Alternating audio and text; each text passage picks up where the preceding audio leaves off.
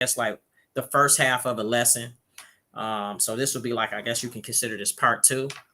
My wife definitely taught on sun worship and the symbolism of the what was it, the forearm equal cross, forearm cross, equal arm cross, same thing.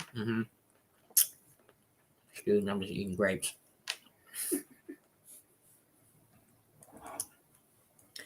And the impact, the influence that actually had, right, on the world overall. It's very important for people to understand that when we talk about sun worship, period, right?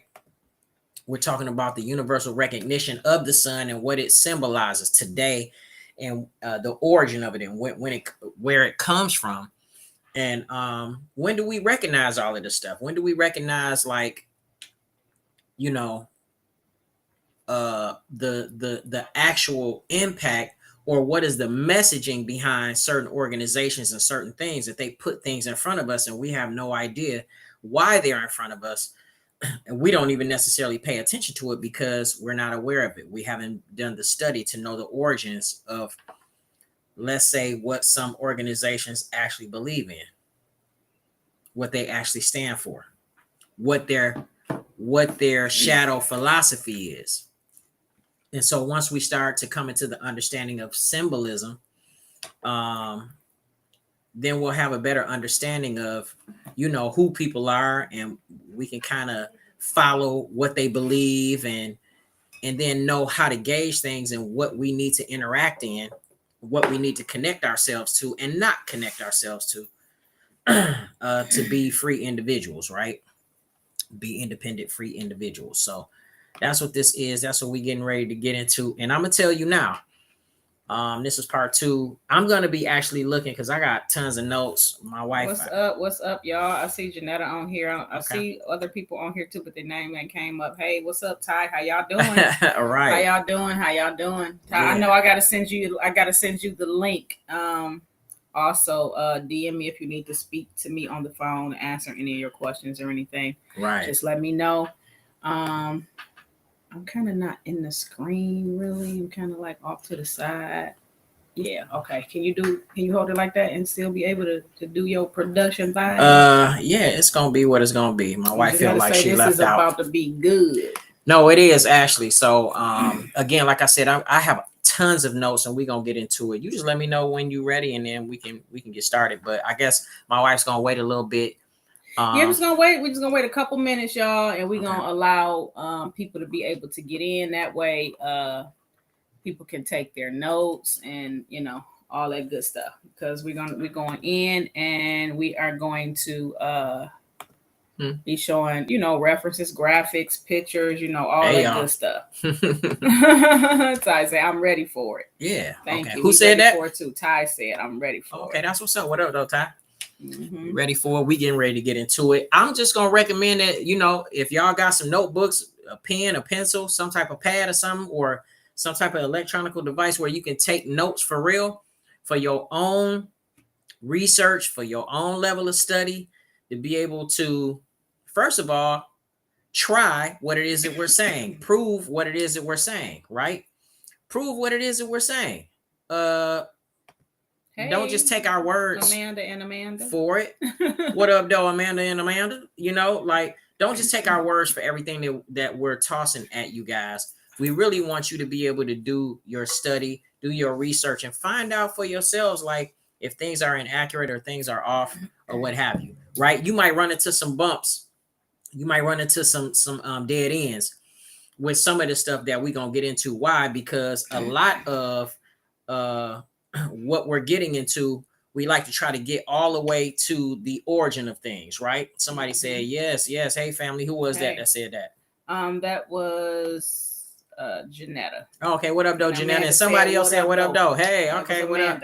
All right, okay. And so just to give y'all a quick synopsis of what we went over before, we went over ancient symbols, sun and solar worship, and the equal arm cross. Exactly. That's what we went over last time. We talked about the symbol of the sun worship, and we talked about how that represents northeast, southwest, which is also how it also represents spring, summer, fall, and winter, The and the seasons. season. And we Mhm. talked about Christmas, and we talked about the stars in the sky and the zodiac signs, and Yeah. we talked about as above, so below. Mm-hmm, We broke it down, mm-hmm. SON and SUN. If you Mm. want to get to that lesson, then after this lesson, you can always go to the lesson that we got posted up before this one. But we getting ready to go Yes. in. We're gonna give them like 2 more minutes, babe. Okay. And then It's all good. We're gonna get go to it. ahead. We're gonna get to it. And I'm gonna try to really fly through this stuff. When I say fly through it, I mean like give you guys some time.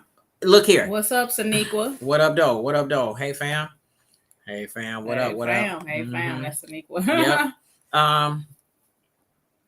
What am I saying? I'm saying ask questions. Like, let's get real interactive in this, because if you are actually somebody else said, hey, fam, with the 2 hearts. I don't know. Somebody said that. Who said that?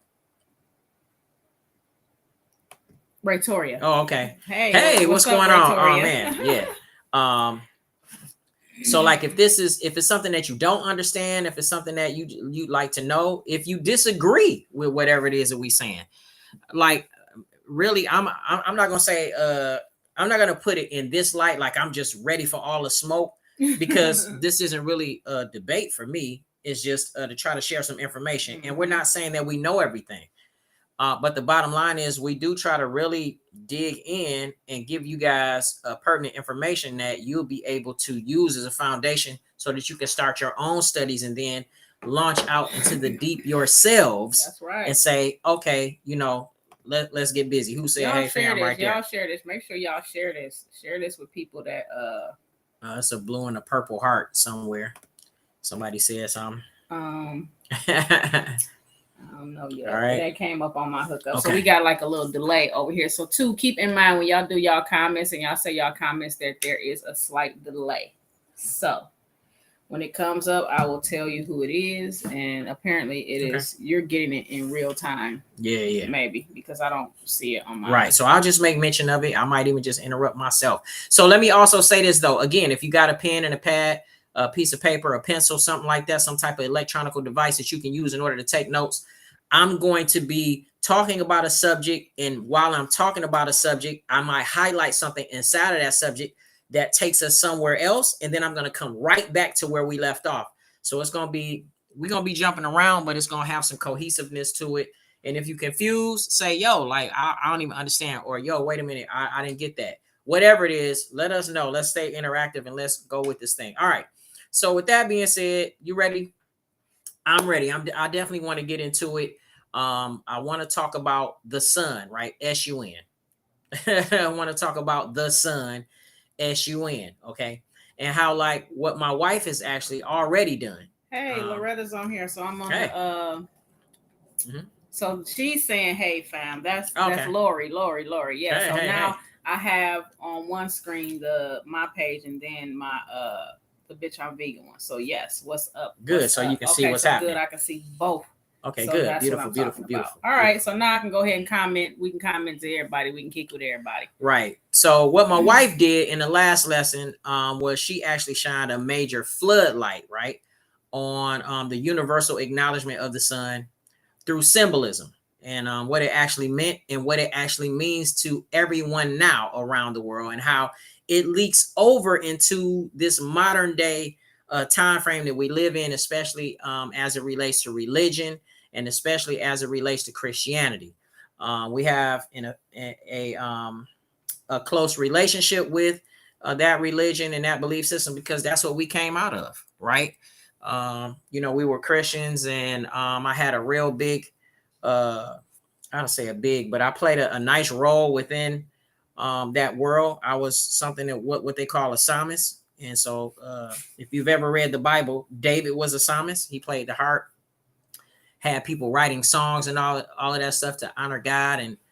And so my position was to do that, to actually sing, eventually write songs, which I don't think I really got to that because there was at least 2 to 3 other psalmists that were there at the church where I was I was at a mega church, and everybody did their role and did their thing. You know what I'm saying? Mm-hmm. And so for me, I traveled. You know what I'm saying? With at that time the bishop, and we did conferences and all of that stuff. My role was to actually sing to help invoke a watch this a spirit to emotionally put people in a state to where they could receive what was getting ready to be shared and fed to them.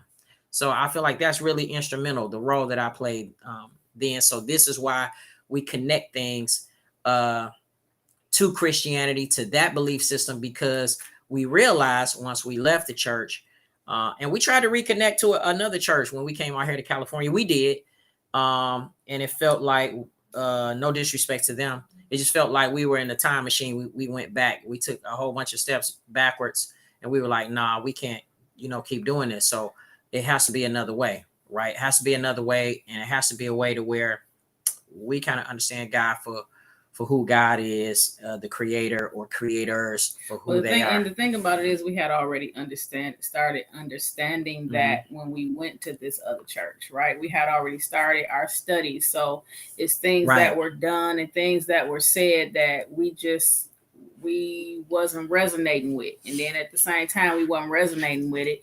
And we was like, we can't sit up under this. We cannot sit up under this. Everything that we see, we cannot continue to sit up under anybody that's not for the people, anybody that's for themselves, anybody that's, where you going, what I'm saying, that give people positions because they can either get them a book deal or get them any kind of the industry or tied to any way, shape, form, or fashion can help them glow up. Then guess what? Oh, you about to be a minister. You about to be this. You about to be that.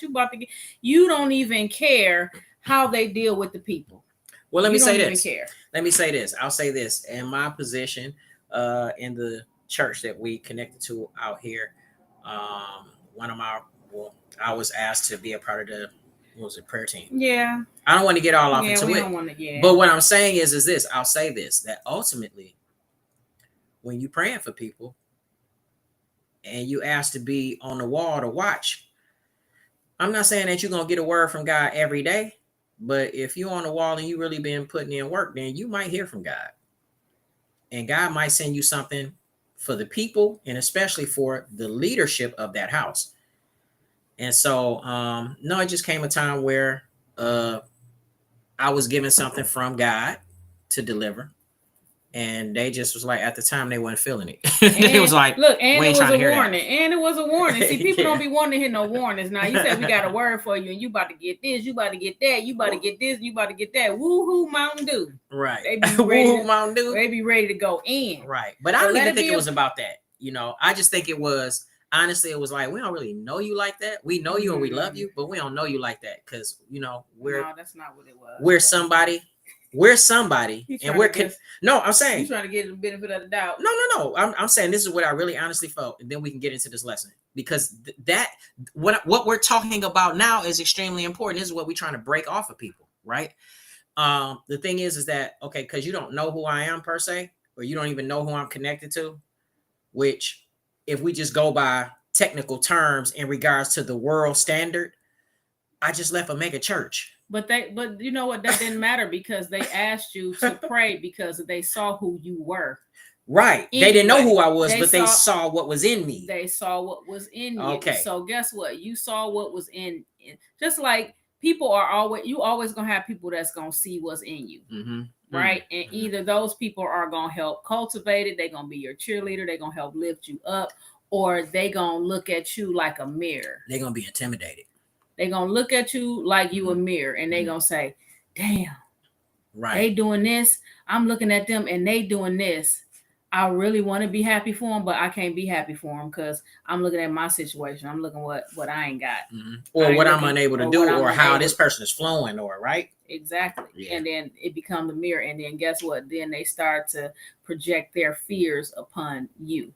Ooh, yeah. So in a nutshell, we just decided, you know what? We not finna get on that roller coaster ride ever again. So we just gonna thug it out with God, period. We gonna thug it out with the Most High. We're gonna thug it out with the great spirit, and we're gonna figure out what's what. And we gonna rise and fall by that. That's right. And so we find ourselves traveling across the country and being a blessing to people. And what we believe God has taken us back to some of the original ways, or the ways of old, which may seem new to a lot of people, but it's taking us back to the old way. We're doing something new because we ain't in no four walls like the church asking for tithes and carrying on. We not doing that. We not finna start no church. We ain't trying to start no church. So oh no, please that's not what this even is. try that. Okay, but now, so here's the thing. We all actually know this part though throughout human history, right? As it relates to the sun. The sun's powerful energy has without a shadow of a doubt assured its role as an undisputed star / godlike symbol of our whole solar system. Okay. I'm gonna say that of our whole solar system. All the way over there. You want your notes there? It's fine. Oh yeah, that's cool. Oh, okay. You know what I'm saying? And our universe. All right. And here's the thing about it, because we actually sometimes forget. Most times we actually forget. As human beings, guess what? It's what we living in. It's a big old gigantic solar system and universe that we live in. So when you connect things to religion, religion has you thinking outside of yourself.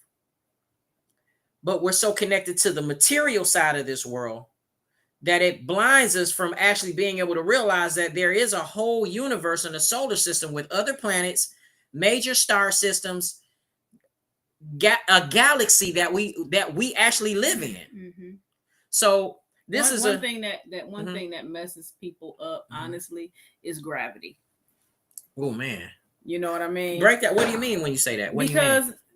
People realize they walking around here on this earth, and they just looking at it like hell. They don't look at it like we're in the solar system. Not, you have some that do, but for the most part, people walk around and they don't think about that. It's because of gravity. We was walking around floating every damn where. Right. You had no choice. Yeah, to think about like, space. We're actually in space. Yeah, right. Yeah. Right. Yeah. That's what I'm talking about. Yeah, that's deep. Yeah, that is deep. So gravity has affected us in that sense. Now, here's the thing.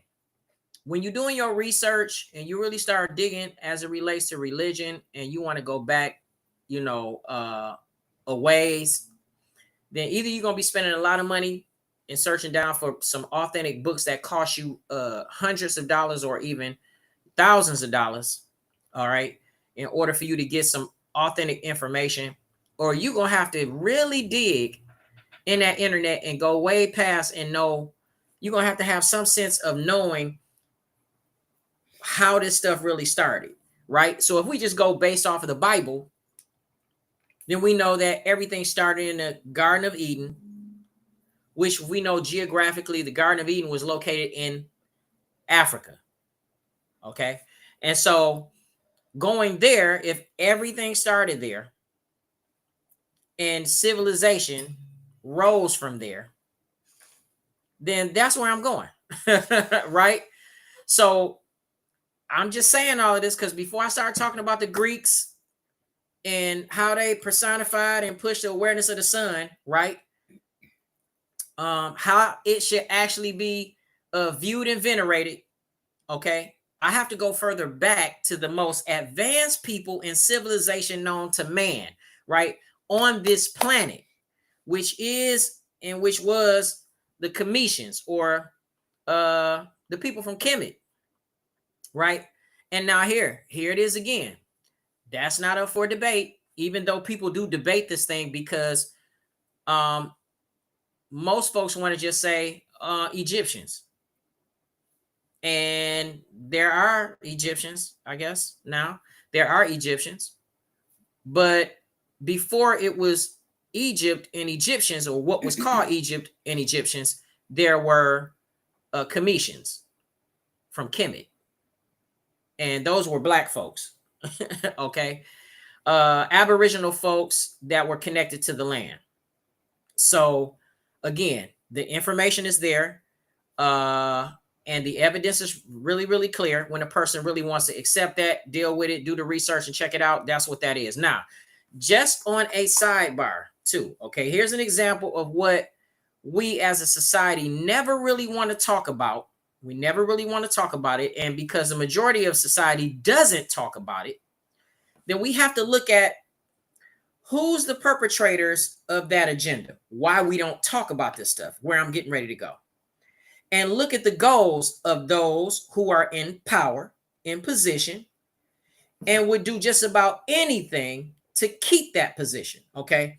Here's one thing that I'm talking about that we need to talk about. And it feels like the waves of the ocean are now really hitting the shore, and we might really get ready to break a boundary in this. But if we go way back, this isn't anything new. What am I talking about? Women rulers. I'm going somewhere. Okay. Now, in our modern time, a woman is yet to be elected for the highest office in the United States. We got pretty close, right? Kamala Harris she's the vice president of the United States.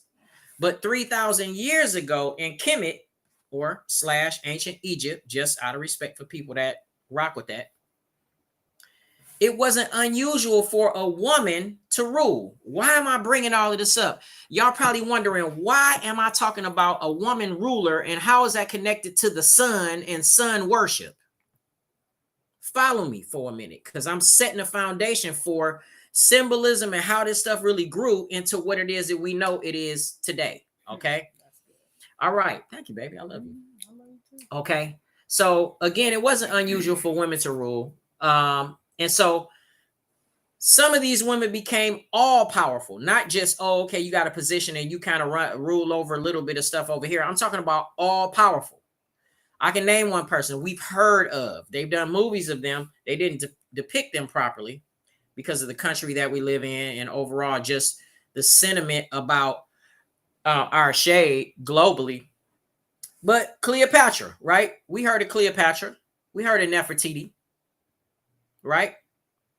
The first known thriving and creative and advanced civilization on the planet. These women were running this stuff. They were ultimately pharaohs ruling the throne. Now, this is what I want to show you guys, okay? Because I have to show you this. All right. So now, let's go there. Here is, let's see. Here is a photo. You're probably wondering who in the hell is that, right? You like, who is that? That's Meredith.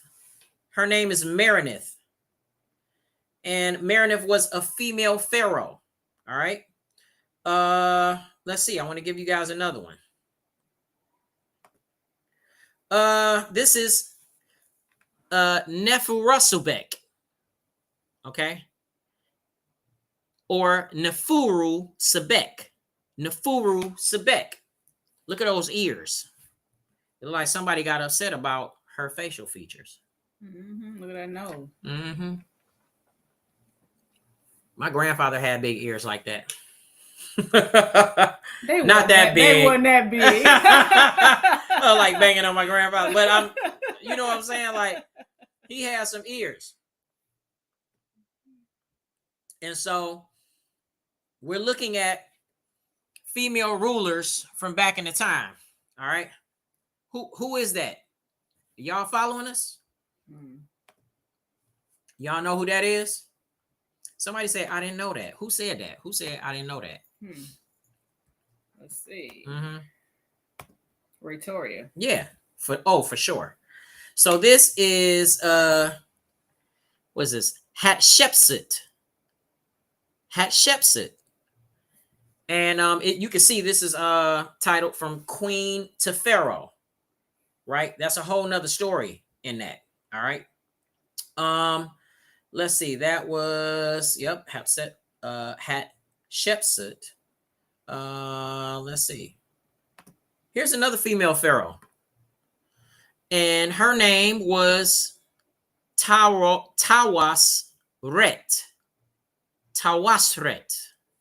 Tawasret. All right. That's Tawosret. Tawosret. All right.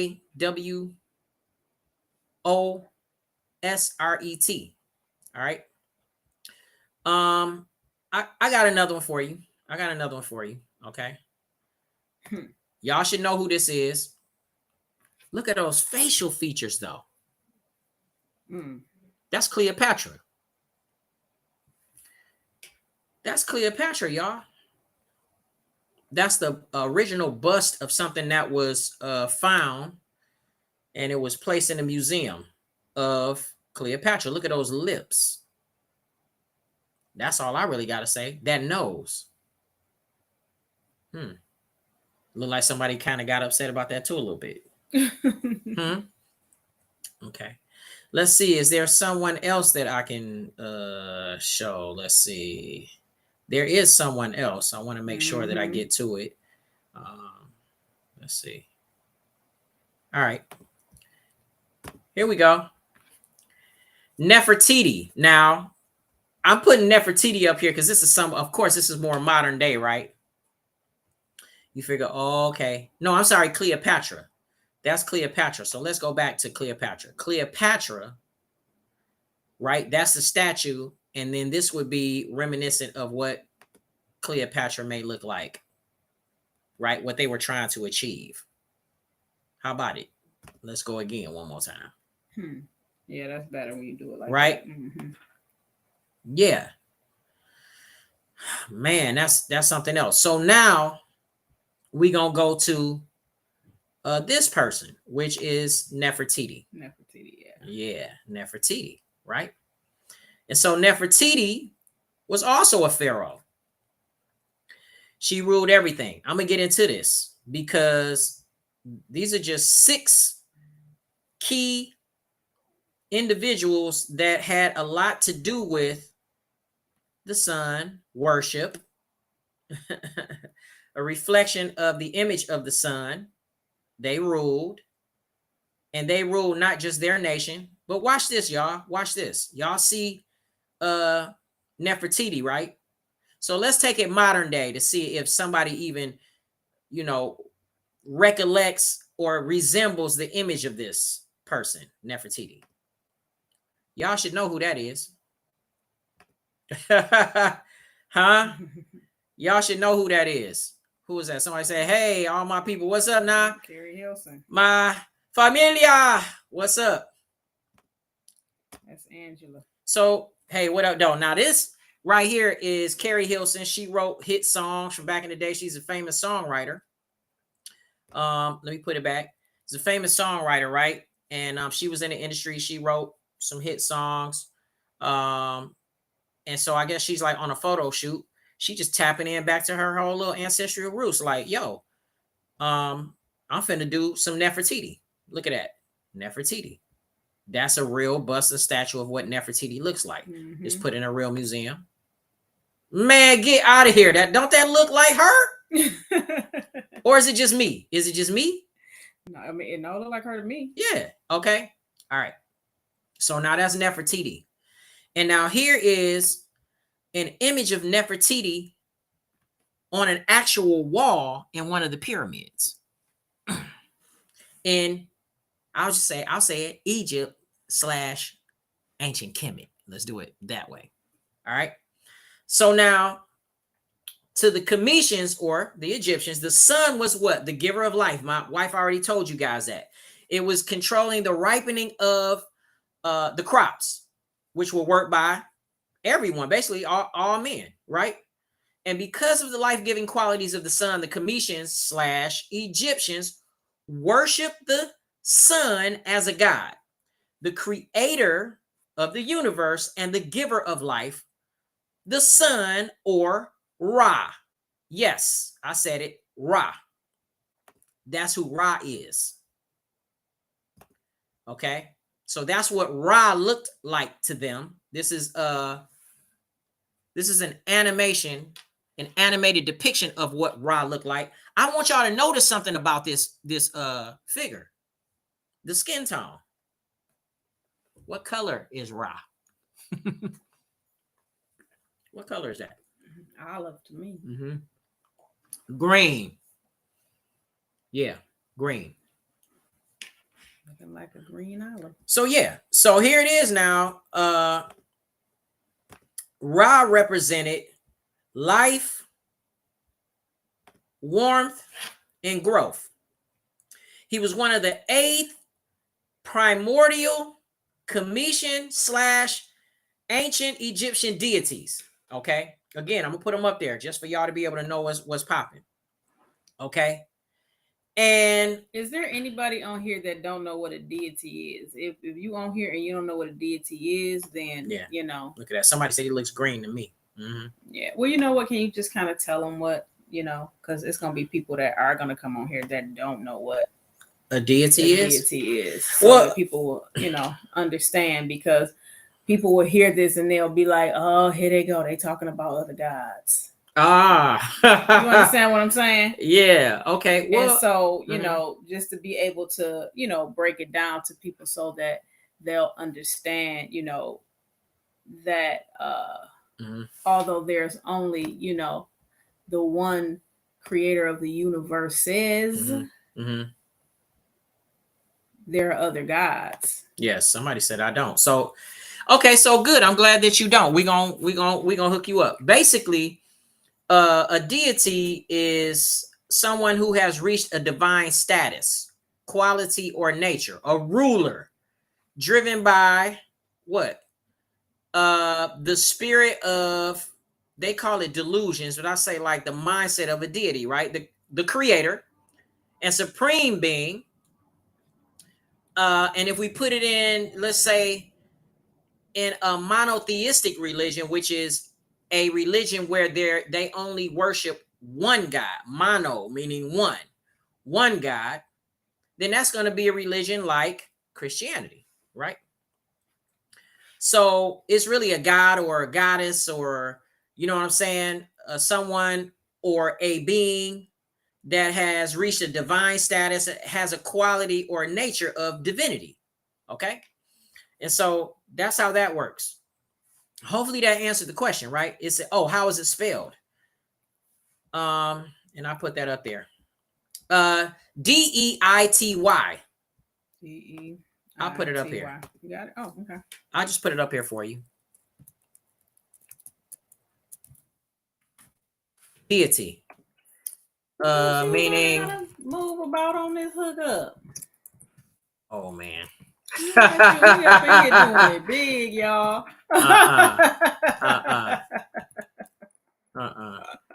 So I'm almost done.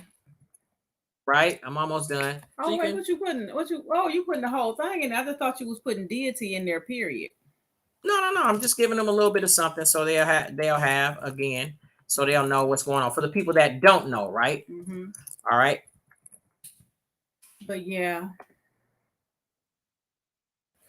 Pardon me. So now, deity, D-E-I-T-Y, meaning a god or a goddess, an individual that has reached a divine status, quality, or nature. And if we talk about this, then like how people really rocked, it was like, yo, it was like a spirit, you know, that could emanate from animals and emanate from objects and emanate from any and everything. Because during that time, and I'm gonna hit it again. And it goes to the first religion. Right. Yeah. Okay. Yeah. Mm-hmm. So yeah, he's gonna talk about the very first religion. I know that's where you was going. Oh, for sure. you already know. We got to get into it, right? For sure, we got to get into it. All right. So now, let's see. Because you do know it didn't used to be no religions whatsoever, right? Wow. Can you repeat? You do realize that Let me come out of here. First go of ahead. all, that this earth is billions of years old. Billions. So I don't know why. I do know why. Mm-hmm. I know why people say a little 2,000 years ago. Shit, 2,000 years ago ain't got nothing to do with billions of years. No, not at all. Yeah, there at one time there was not a religion. Period. Mm-hmm. We started off as spirit beings. That's what we started off as, and we evolved through the different ages and millennia and all of that. So we'll break all that down to you another time. But the very first religion is what he is about to, talk to y'all about. And it is animism, right? Yes. Yeah. Yeah, for sure. I'm glad that you know what that is. And yeah, and go ahead. no. Please go ahead. You Well, I know you typing, so I was just gonna give them a quick synopsis of what yeah, it go is. ahead, because I'm gonna get into some real some depth about it. In animism, they believe that God animates or in whatever emanates or animates in everything, everything, rocks, everything. Didn't he say the rocks will cry out? On a note, one time I was in ceremony, and I actually saw the rocks crying out. It was, I was like, that's what that really mean right there? So no, God is everything. God created everything. God is in everything, everything. And so the first religion it just was what it was. It is what it is. God animates in everything. So you done typing or you not done typing? Sure. Is you done or is you finished? Right. Is you finished or is you done? Neither one. Not really. Have anybody in here ever heard of anime? Say, please spell it. I'm pretty sure he about to put it in there. Oh, okay. Yeah, I'll spell it out. Matter of fact, just tell me what it is, and then animism. So it's A-N. I got it. A-N-I-M. Yeah, let's see. Hold on. Hold on, y'all. Animism. I got a million different things going on. Okay. Animism. How do you spell it? A-N-I-M-I-S-M. A-N-I-M-I-S-M. Okay, here we go. Animism. That ain't what it looked like on. Oh, that's what you told me. Oh no. It's not? I was looking at the. That's it. Okay. I was looking at the damn closed captions. You know how, because the volume is down. They didn't spell it right. That's okay. It's so all that's good. all. It's if all y'all good. reading that, then just know that ain't spelled right until it's typed mad. up in there the right way. I'm not even upset. Okay, good. We don't want you to get upset because you teach. No, okay. So I'm gonna do one other thing real quick. But Dig, so where we going with this is that we showed you guys an image of Ra. We showed you that with that green skin that represented fertility and growth and vegetation, life, because of the sun. The sun brings photosynthesis to plants, right? So that they can Go ahead. You go ahead. They brought warmth. They brought warmth. Yeah, it made the food grow. Even now, if the sun go away, we go away. How about that? Just as simple as that. Bye sun, bye us. Wow, okay. You know what I mean? That's ultimately what it comes down to, right? Okay, and then Ra, let's see. So trust me, y'all.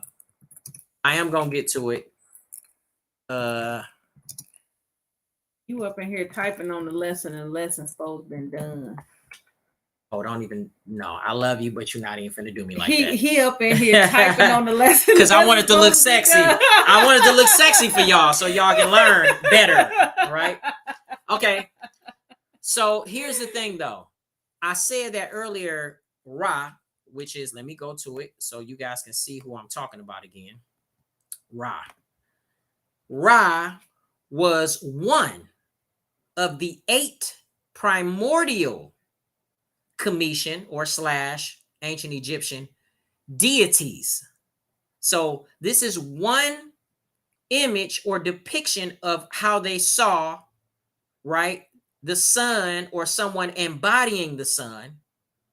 And so they gave reverence and respect to these individuals, because they represented a fraction of or a part of what gave life, a part of creation. And since there was a hierarchy and there was a power structure that was developed, to where this was the first civilization in Kemet / Egypt, / Africa. Right. So then those people who came into power that made decisions for the whole nation were then, right, venerated and praised as, or put in a position as, like they have power. They walk in power. So we somewhat worship them. It sounds like the same thing that happens in modern day, folks. Like you put the right president in office, and those folks get worshipped. We loved Obama. He ain't had to do nothing when he first came in. It was just because he was black. It was a black man. B100. That's, y'all know he telling the truth. So it's like we love Obama. Obama could do no wrong. I'm not saying that we worship. I didn't worship him, but there were some people that was like, Obama is. Obama is. It's people right now that's like Joe Biden. What's the lady name on the reality show talking about some every man cheat except for Obama? I was like, what? She really felt like that in her soul. She felt like that. So I was like, oh, okay. Yeah, I don't know, but there's a question out there. I think it's a question. Okay. Yeah. What are the things in his hands? Yeah. And so what do they represent? Okay, so I'm just gonna ask: does anybody even know what that is? Does anybody have an idea? I know I got somebody that knows something about this. I'll give you one of them. The crook. One of them is the crook. And I'm actually going to get into that too in a lesson later on. Yeah. I'm glad somebody noticed that. So we're going to break it down. Yeah, I'm glad you noticed that though. Okay. Let me go ahead and see. Yeah, I'm glad you noticed that because that's really important. Those are symbols too. Okay. Those are symbols too. And I'm going to get into those. Everything is signs and symbols. Right. Okay. And vibrations and frequencies. Right. So, okay. So now that's enough of Ra, at least that particular depiction. Y'all able to see this. You kind of see the hat that, you know what I'm saying, he had on and all of that stuff. It looked like he was mummified, or at least he had like some cloth, right, around his arms and everything. I'm going to let y'all take one more look. So he's got the cloth around his arms. He has a crook and a flail, and he has his hat on. There's an actual serpent that comes out the middle of his forehead that's connected to the hat. That's a representative of something. Mom said one looks like a pipe. Okay. I'm not mad at that. Mm-hmm. You know what I'm saying? I'm definitely not mad at that. You know what I'm saying? And then there are wings on the hat. Wings on the hat, right? So that's what that is. I'm going to get into it, but that was just one depiction out of the 8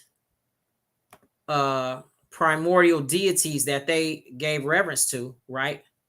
Then that's what it was. Somebody said, what did they say? They said what looks like a staff of some sort. Right. Yeah, somebody said it looks like a pipe. Said that. Well, yeah, Yolanda said the staff's the same thing. She said one looks like a staff and one looks like a pipe. Yeah. And then Janetta said from his hat to his bandages. All right. There it is. Okay. So now, but that's not the only, right, depiction, reflection, or image that people recognized, worshipped, and gave reverence to the sun god Ra, right? For. Right. Okay. So then sometimes Ra was introduced in animal form.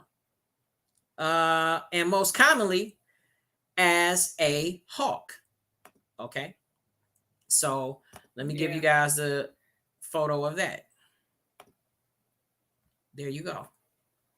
So it has this hawk head, but a man body, right? I know y'all done seen that before. Yeah. Staff in his hand, right? Notice the colors. Those colors definitely represent something, which I'm going to get into later on. And you know what I'm saying? We're going to break it down. But everything has purpose. Everything has purpose. There's nothing that our people didn't do that didn't have meaning, intent, and purpose. It was symbolic of something. Colors even have vibration and frequency. Yes. Okay. Wait. Repeat that, because I love colors even have vibration and frequency. And all that time when they use gold and all of those things, and what do you think the top of the pyramids was? It's like it was like a conductor, you know, and they used a lot of monatomic gold. and you'll learn it monatomic gold is something that is so powerful. It's gold, but it's in its powder form. And when it is at the right vibration or frequency, it can cause things to levitate. It can also cause things to disappear. We've actually seen these. I'm gonna have to pull it up and actually show y'all the video. I'll have to pull it up and show y'all the actual video so that y'all can understand, what it is. So y'all know that this stuff is not just here for nothing. Okay, so it has a purpose. Yeah, most definitely. So I just want to show you guys how they kind of sculpted their art out of stones and minerals and other things. The commissions were extremely creative and advanced, very advanced. So here's an image of Ra, the sun god, right, as a hawk. And this is a display of actually like some art, right, of these different materials. I know stones. Y'all done seen this too. Yeah. Boom. All right. Boom, bam, pow. Boom, bam, pow. Now I know y'all done seen that before, right? Yeah. Right. So this is Ra, a depiction of Ra, the sun god, as a hawk. Okay. And they had these everywhere. They would be everywhere. Okay. To give reverence, to pay homage and respect to, right? Ra, to life. Somebody says, yes, I have. You've seen that before. You noticed that, right? See the sun disk at the top of the head. The serpent lies on the top where it comes out of the forehead. The serpent. I want y'all to hold on to that for a second. The serpent. Yeah. Okay. Not the Christian biblical version where it's like, oh, they're saying the serpent is evil.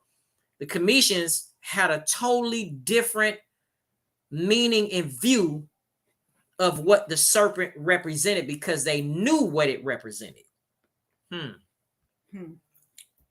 I'm gonna break that down too. Okay. Okay. All right. All right. Right. Okay. I'm just going over these images so you guys can see. You should have kept the screen so you could finish chewing that grape. Oh, because you got busted chewing. That's what that really is. You got busted chewing. You want to look like a damn chipmunk. Right. So remember, Ra was introduced as animal figures and venerated and praised and worshipped as sometimes in animal figures, and we've seen this all over, right? Here it is. Somebody's saying something real good. So there's a thing called what? Let's see. What is it saying? There's a thing called Angel of the North or something like that. Okay. I might be messing the name up. Okay, Angel of the North. The sun god. That's good. You're onto something. The sun god, right? And you said it is the angel of the what? The North. What do you think they're talking about when they're using the word north? They're actually talking about a astrological location in the heavens, right? Like the North Pole. There are two poles to the planet, a North Pole and a South Pole. Northern Hemisphere. Northern Hemisphere. So if it's the angel of the North, that's probably at its highest peak where it sat at some point, and they gave it reverence. Like, yep, the angel of the North. Remember, I told y'all about in December when it been in, when the sun being in the southern hemisphere is getting ready to come back to the northern hemisphere, where it'll cause spring to pop in. For sure. So all of these things have significance, even though we just like, we just kind of glaze over these statements as if it's just quotations and it sounds really nice, but they have deep meaning, very deep meaning. Another depiction of Ra, the sun god, was also sometimes seen as a beetle, If we think about films, right? If we think about the films like The Mummy. yeah, the Mummy, the Scorpion King. Yeah, Scorpion King. Then you're gonna see all of these. It's the beetle or the scarab. Scarab. Right, and this is actual art that the commission people did, and it was found, right, and recovered through an archaeological dig, placed in a museum. Okay, so you see what the beetle is holding up, and it also has wings, y'all. The representation of this is like, no, they were on key with it. They were on key, and you can see the hieroglyphs that the wings encompass. So there was a message that's probably, I don't know what it says. I'm not even gonna act like I know. Like, yeah, it's saying that the sun god rise. You know what I'm saying? Whoop, whoop, whoop, displeased. Yeah. You know what I'm saying? Venerated to the highest deity of it. I don't know. Right? Above all gods and deities. I have no idea what it's saying, but it's saying something.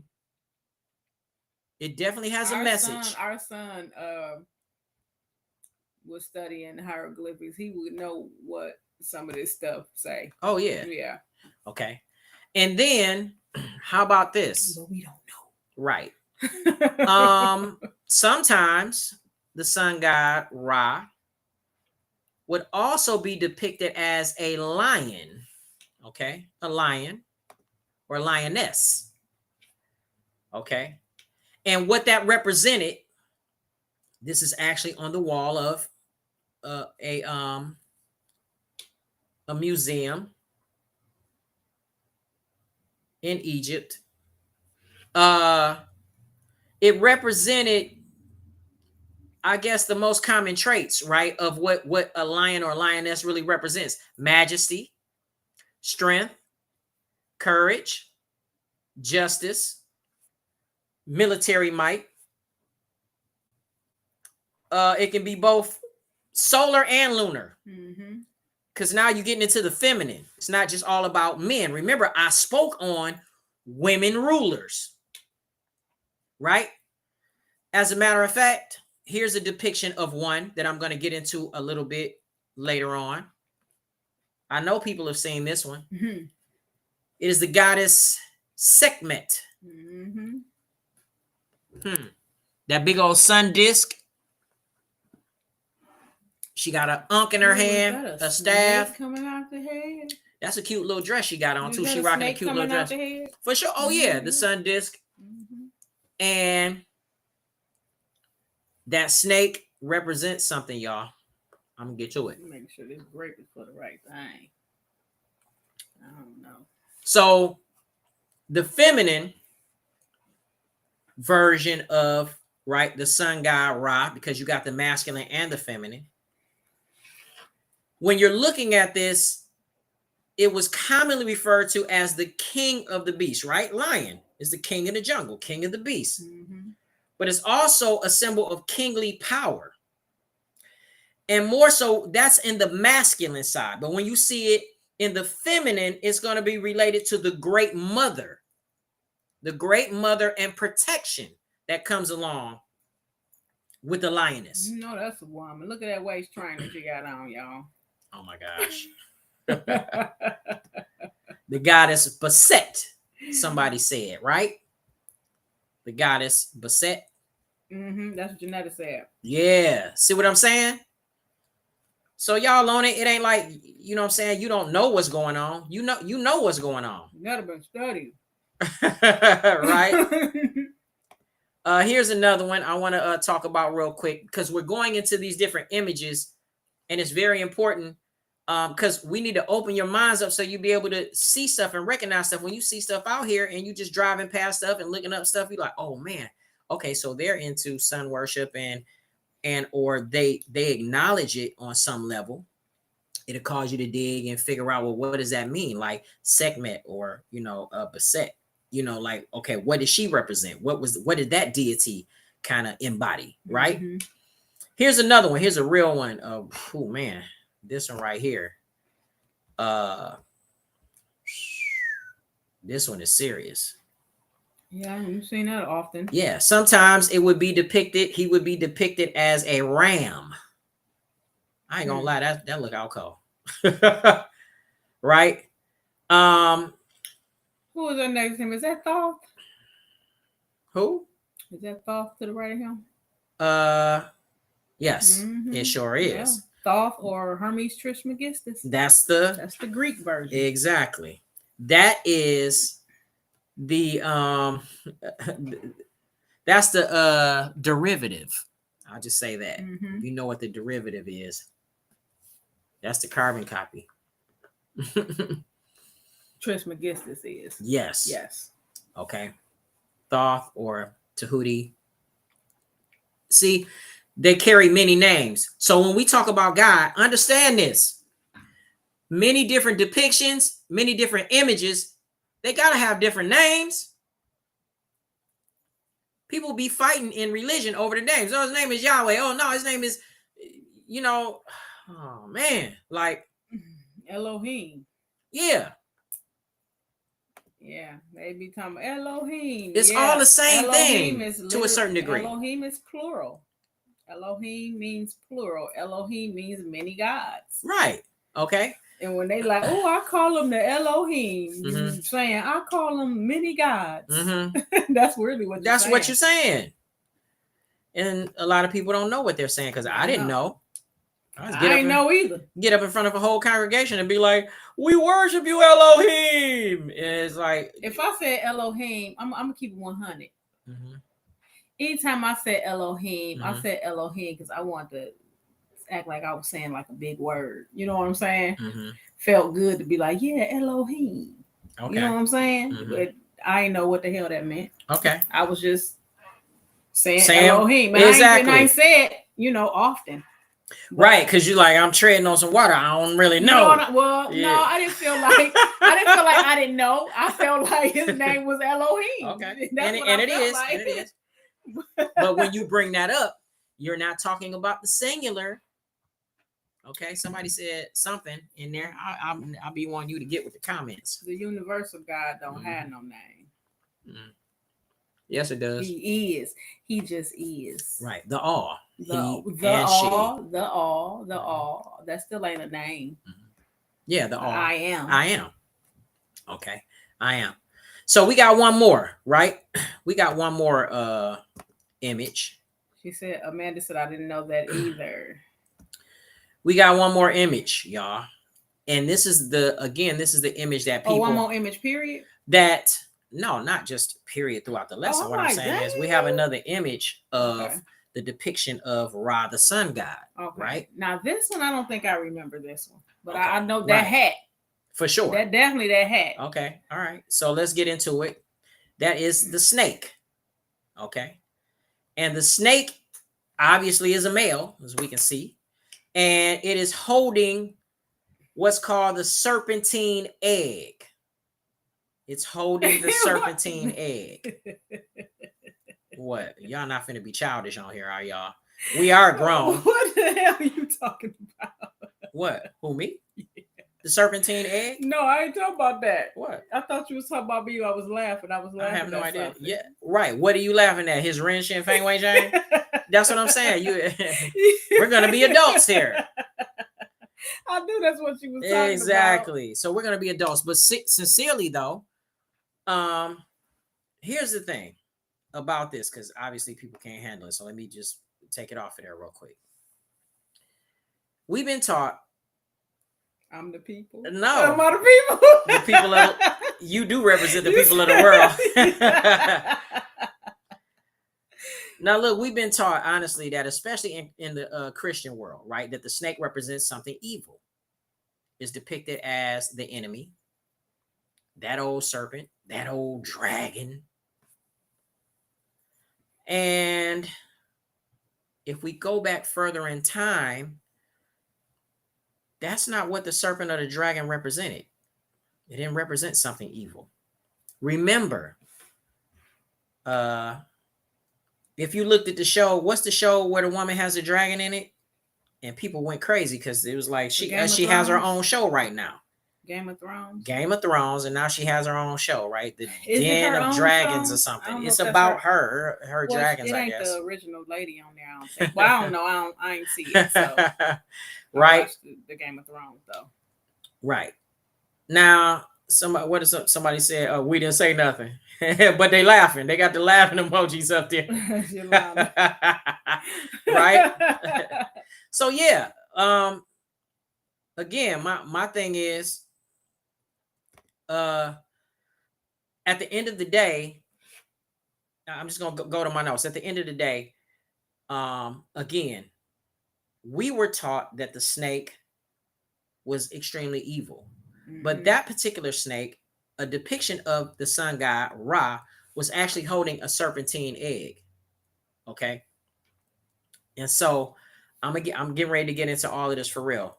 Still kind of building. Okay, but even before I break all of this down, did y'all know that those rulers and pharaohs and the people of Kemet were so advanced that they knew how to patrol the people of their nation by the frequency, the energy, and vibrations of the universe? Now, what am I saying when I say this? Because that sounds really good, but they actually put that into play in the physical realm. They did that. And how they did it was at the top of the pyramids. They were able to figure out a way to emit and then send out a frequency, right? And they figured it out based off of the proper amount of resonance and vibration that it could actually keep the people calm and civilized. Now, I'm not saying that in the days of Kemet, right? Way before we talk about Egyptians and Egypt, I'm talking about we have the laws of Ma'at. They're more so affirmations. They are not like the 10 Commandments, right? Mm-mm. The 10 Commandments has more of a negative connotation to it in comparison to the laws of Ma'at, okay? And there were 42 of them, or at least 42 that most people recognize, okay? Pardon me. And these affirmations or laws, you said things and spoke to your spirit like, I will, like respect water. I will save water, right? It wasn't like, if thou wasteth water, thou going to hell. You know what I'm saying? Right. It was more so like just a straight up affirmation, like, I will preserve water. And so it shaped the mindset of the people because, again, they're in nation building, right? They're in nation building, and they put gold on the top of these pyramids to cap them off. Now, what is gold as it relates to electricity or electromagnetic waves? It's a conductor for it. Conductor. Y'all hearing what I'm saying? So just like we are go ahead, baby. Conductors. Just like we are conductors. How is that? How is that? Do you know how? Because we are electromagnetic. We're electrical beings. We are electrical beings. And what you eat, what you drink, what you think, what you speak, all has frequency, all has vibration. Yes. Okay. And so now, what am I getting at when I say this? So let's go to it. I want to show y'all this. Do y'all see this right here?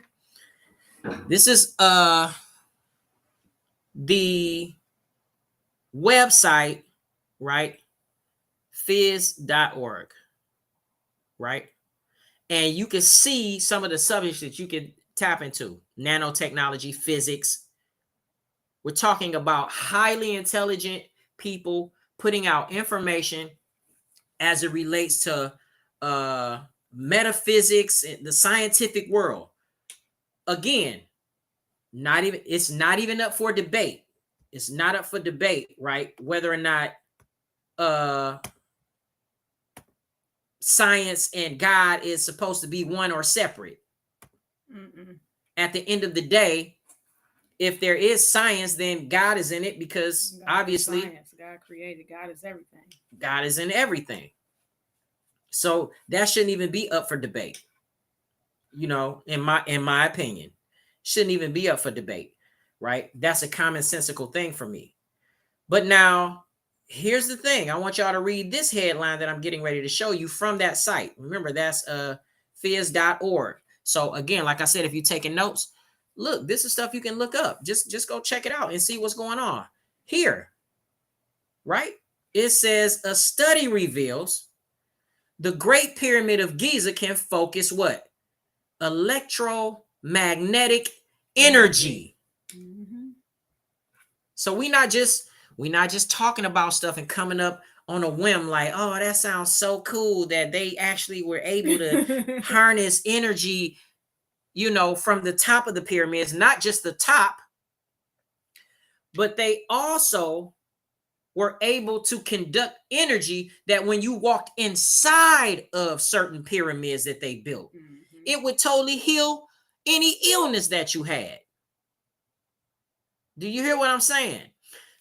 I saw a documentary about a pyramid that our ancient ancestors in Kemet built, and it was specifically set up and housed like you would go to an urgent care place, right? I gotta say, what's the website again? Tell me, I'll type it in the bottom of the thing. Okay, here it is. You see it right there, fizz.org. Hold on. No, I don't see it. I'll put it in here, baby. Okay. See, that's what this is for, I guess. So let me just go ahead and hook it up so y'all can fizz.org. I beat you. That's okay. I did it faster than you. I beat you. I love you for it. So there it is right there, fizz.org. Go check it out. All right. Go check it out. It's in the comments though too. So yeah. Okay. Oh, yeah. There you go. So I saw a documentary, right, where there was a specific pyramid that our ancestors built. And the person would walk in the entrance of the pyramid. There was some holes on the side of the pyramids at different locations, like different sides of the pyramid. And the person would walk like up a concrete, like a platform almost, right? Like a stage, like a platform. And they would stand, and these holes inside of the pyramids would shine light from the sun in the pyramid, directly pointing where the person would be standing on the platform. They would have the person stand on this platform for a certain amount of time and then have them walk off of the platform. And when they walked out of the pyramid, their illness or disease disappeared. That's because those high tones and vibrations and frequencies destroyed the bad cells. There you go. Not okay. So now, this is my thing, right? My thing is this: a higher level of frequency in the body results in better health. We know this. It's been shown that a normal, healthy body has a frequency of 62 to 78 megahertz. 62 to 78 megahertz. Now, this is a normal, healthy body. That's the frequency and vibration that one is supposed to be going off of, right? To have a normal, healthy body. If we look at this, a genius brain frequency is anywhere between 80 to 82 megahertz, right? Is that right? Mm-hmm. Okay. Then it is above average, just above average or normal brain frequency range is anywhere between 72 and 90 megahertz. That's what they're saying. Like 72 megahertz is a normal brain frequency.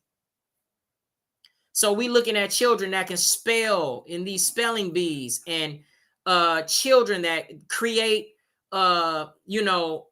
these apps and different types of products that can change the way that we actually live. They're super advanced in their thought process. That just simply means that their brain frequency is vibrating on a higher level of megahertz.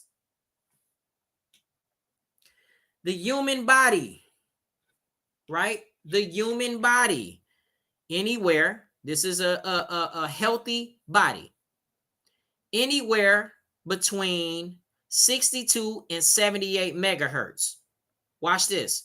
Normal human body from the neck up, 72 to 78 megahertz.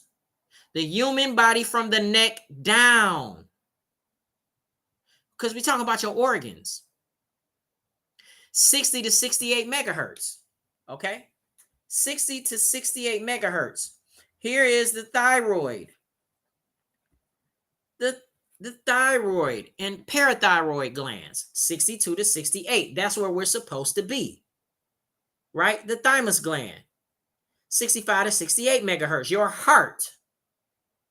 Okay? 67 to 70 megahertz. A person's lungs is supposed to be vibrating at 58 to 65 megahertz. Why am I giving y'all all of this? It's still important.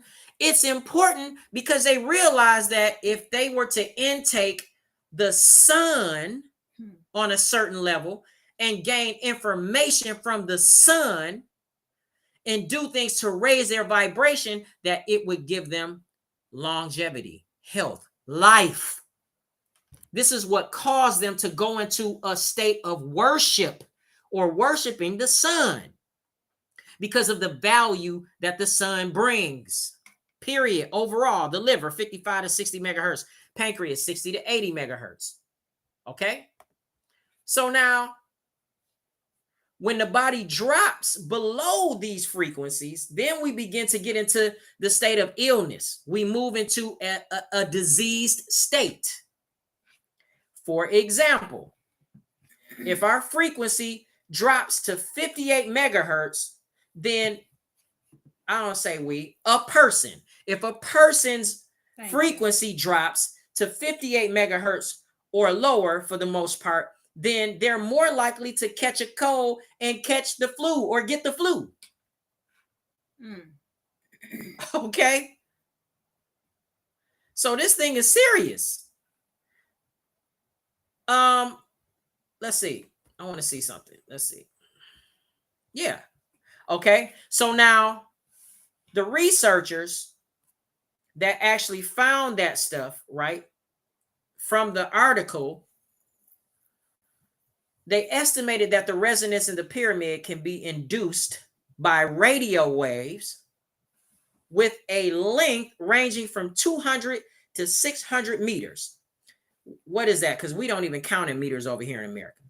That's more like a third of a mile away from each pyramid that was built. So that means about a good 10-minute walk from the home point or the starting point from the base of the pyramid.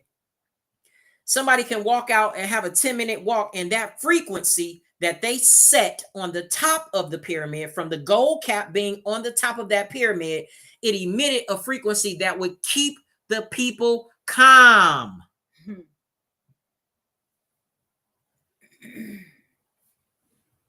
We just saw how important the megahertz are to a person's brain, body, and organs. So they tapped into that knowledge, and they knew this thousands of years ago.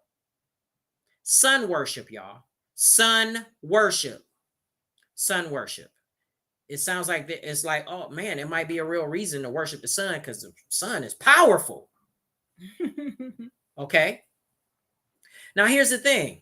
Do we find it strange that in certain things placed in certain communities that would purposely be placed there to lower the community's vibration? And we've seen it in movies, Boys in the Hood, and you know what I'm saying? My man Daddy, he out there, yeah, man, why we got liquor stores and everything all everywhere and selling cigarettes and all that stuff, man. He's breaking it. Somebody already tapped into the information. We've seen this already. So then it's like, oh, that's conspiracy theorist stuff. That's a conspiracy theorist stuff.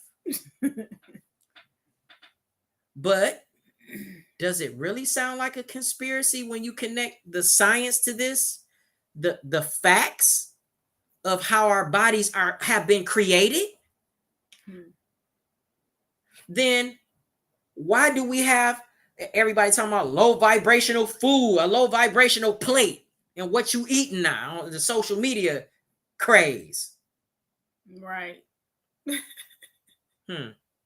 Why do we find it more prevalent where alcohol and cigarettes and low vibrational food is in certain areas than others. What I'm doing, y'all, by sharing this, going gobbling it up, eating it all the way up. Because we did too. When I was pregnant, I probably had, because of Zeno, I probably had McDonald's almost every day. Okay. I'm just saying, low vibration. I'm so grateful that we got a high vibrational son. Because all that low vibrational food we was eating. What? Are you serious? So listen, somebody, listen. No, I'm saying, watch this. Somebody says something that's extremely key, right?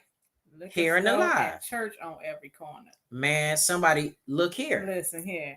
Does it sound like a conspiracy when you connect that's Z the information and the science and the factual information to this? No, it's like, come on, dude. Like, we just got to really look at this for what it is. You know what I'm saying? And people feel like, well, what can I do about it? Make some decisions. Change your damn decisions. Yourself. Make some decisions for yourself. That's how you change. Sacrifice. You change you.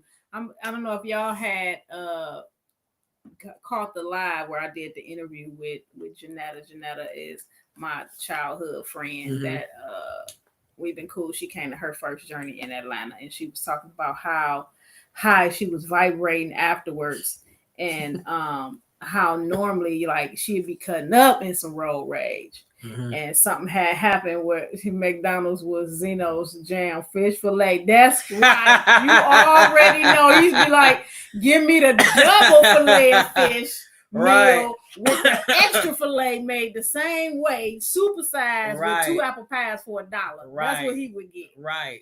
That's what he would get. Right. And she said she was the same with Burger King when she was pregnant. See, we wasn't even for the right thing. But we ain't know. Now we know. But that's the past. Man, that's all I'm saying. You live and you learn, right?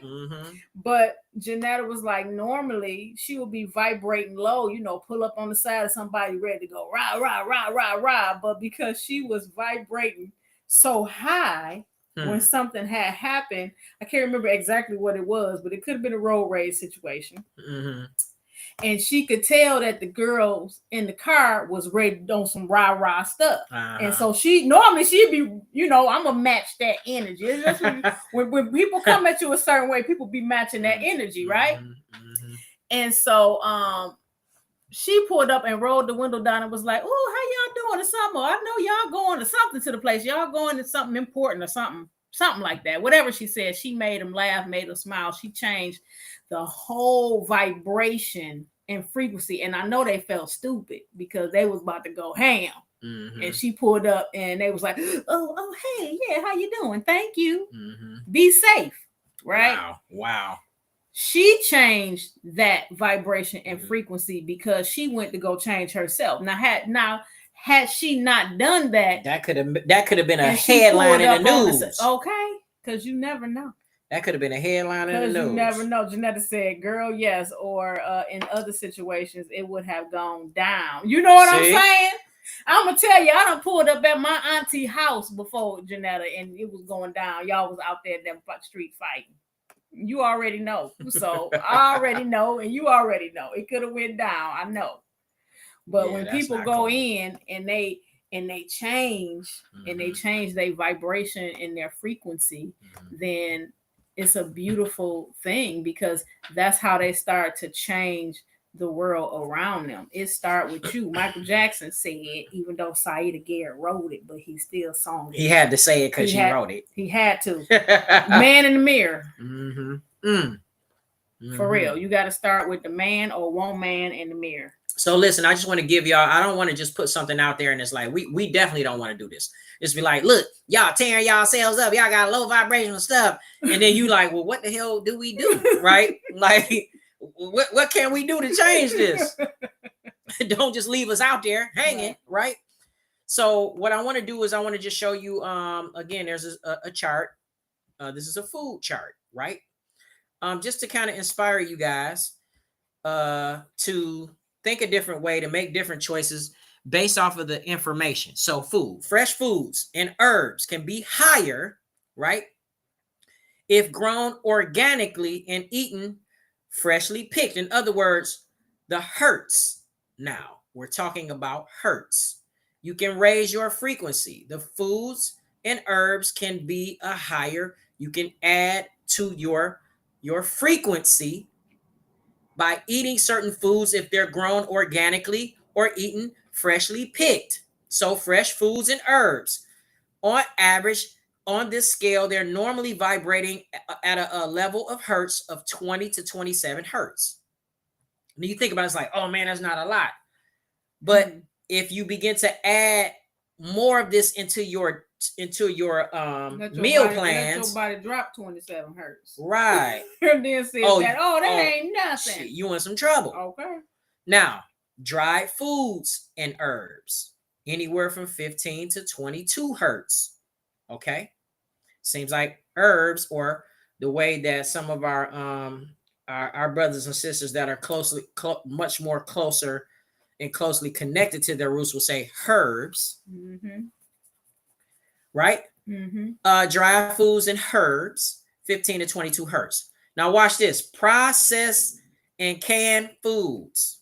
Damn. 0 hertz. Nothing. People be coming back from me after the ceremony sometimes and be like, I was feeling so good. I was doing so wonderful. And then all of a sudden, I don't know, I feel like my vibration dropped. Yeah, that's because you went to Kentucky Fried Chicken. How's your diet? Yeah. What's your diet looking like? Oh, girl, I'm trying to do better. Mm-hmm. What you mean trying to do better? Mm-hmm. Girl, I'm just eating chicken right now. Mm-hmm. Oh, that's all you eating is chicken. Mm-hmm. Oh, okay. So you still eating blood and death and expecting life from it. Right. Now, here's something I want to move to something. Hold on, but let me say this real quick. Yes. Don't think I'm judging, because I ain't judging. You can eat what the hell you want to eat. Oh yeah, most definitely. Hold on. Let me wait. We vegan, but we ain't that funny acting. So we can get up in the camera. I will just say that. You cut it off? Oh, you good. Cut it off. Okay. You can make decisions. You got free will. You can do what you want to do. We're not even saying that you're wrong for doing it or you right for doing it. Do what you will. Listen to your body, though. However, for someone who was faced with death based off of the things that I put in my mouth and in my body, once I changed everything up and my wife began to study, and she like, no, this don't resonate with your body. Oh yeah, these foods are more connected. They're living. These foods are living. So I'm gonna give you this. You got to eat this if you want to survive and live and be here. So I'm grateful. Would you want to eat food? Look, now I'm about to give a depiction. Y'all might laugh. I don't care, but what? I'm gonna give a little depiction. Okay. Okay. Now, say for instance, you got a choice, right? You about to go in this place, and this place is gonna raise your vibration, right? Mm-hmm. But you get to choose, and you actually see the food for what it really is, right? Mm. Now, you go in one door, and you see the food that you see is living, and it's waving, and it's singing to the sun, because it's like, it's vibrating so high, and it's happy, and it's exciting, and it got blood in it, and it got everything that you need, right? When you say blood, what kind of blood of the plant? Chlorophyll. We need to clarify. The veins, the blood of the plant, right? Mm-hmm. And then you go through the other door, and you got all these animals in there, right? And you seeing how they vibrate, because this is what you about to eat, though. This is what you about to eat, because it's either going to raise your vibration or lower your vibration. And these animals that have been born from birth, all they saw was slaughter. All they saw was trauma, and they knew one day it was going to be their turn. Right? Wow. And so now, you know what I mean? The stress. The stress, the everything, the trauma, years and years Fear. and years, all of that, right? Yeah. Now that animal is gone, that animal is cooked, and that animal is prepared. Now it's time for you to eat, to raise your vibration. And you going there to raise your vibration, what you gonna choose? Honestly, what you gonna choose? I'm gonna choose the fruit and stuff that was dancing. That's just me.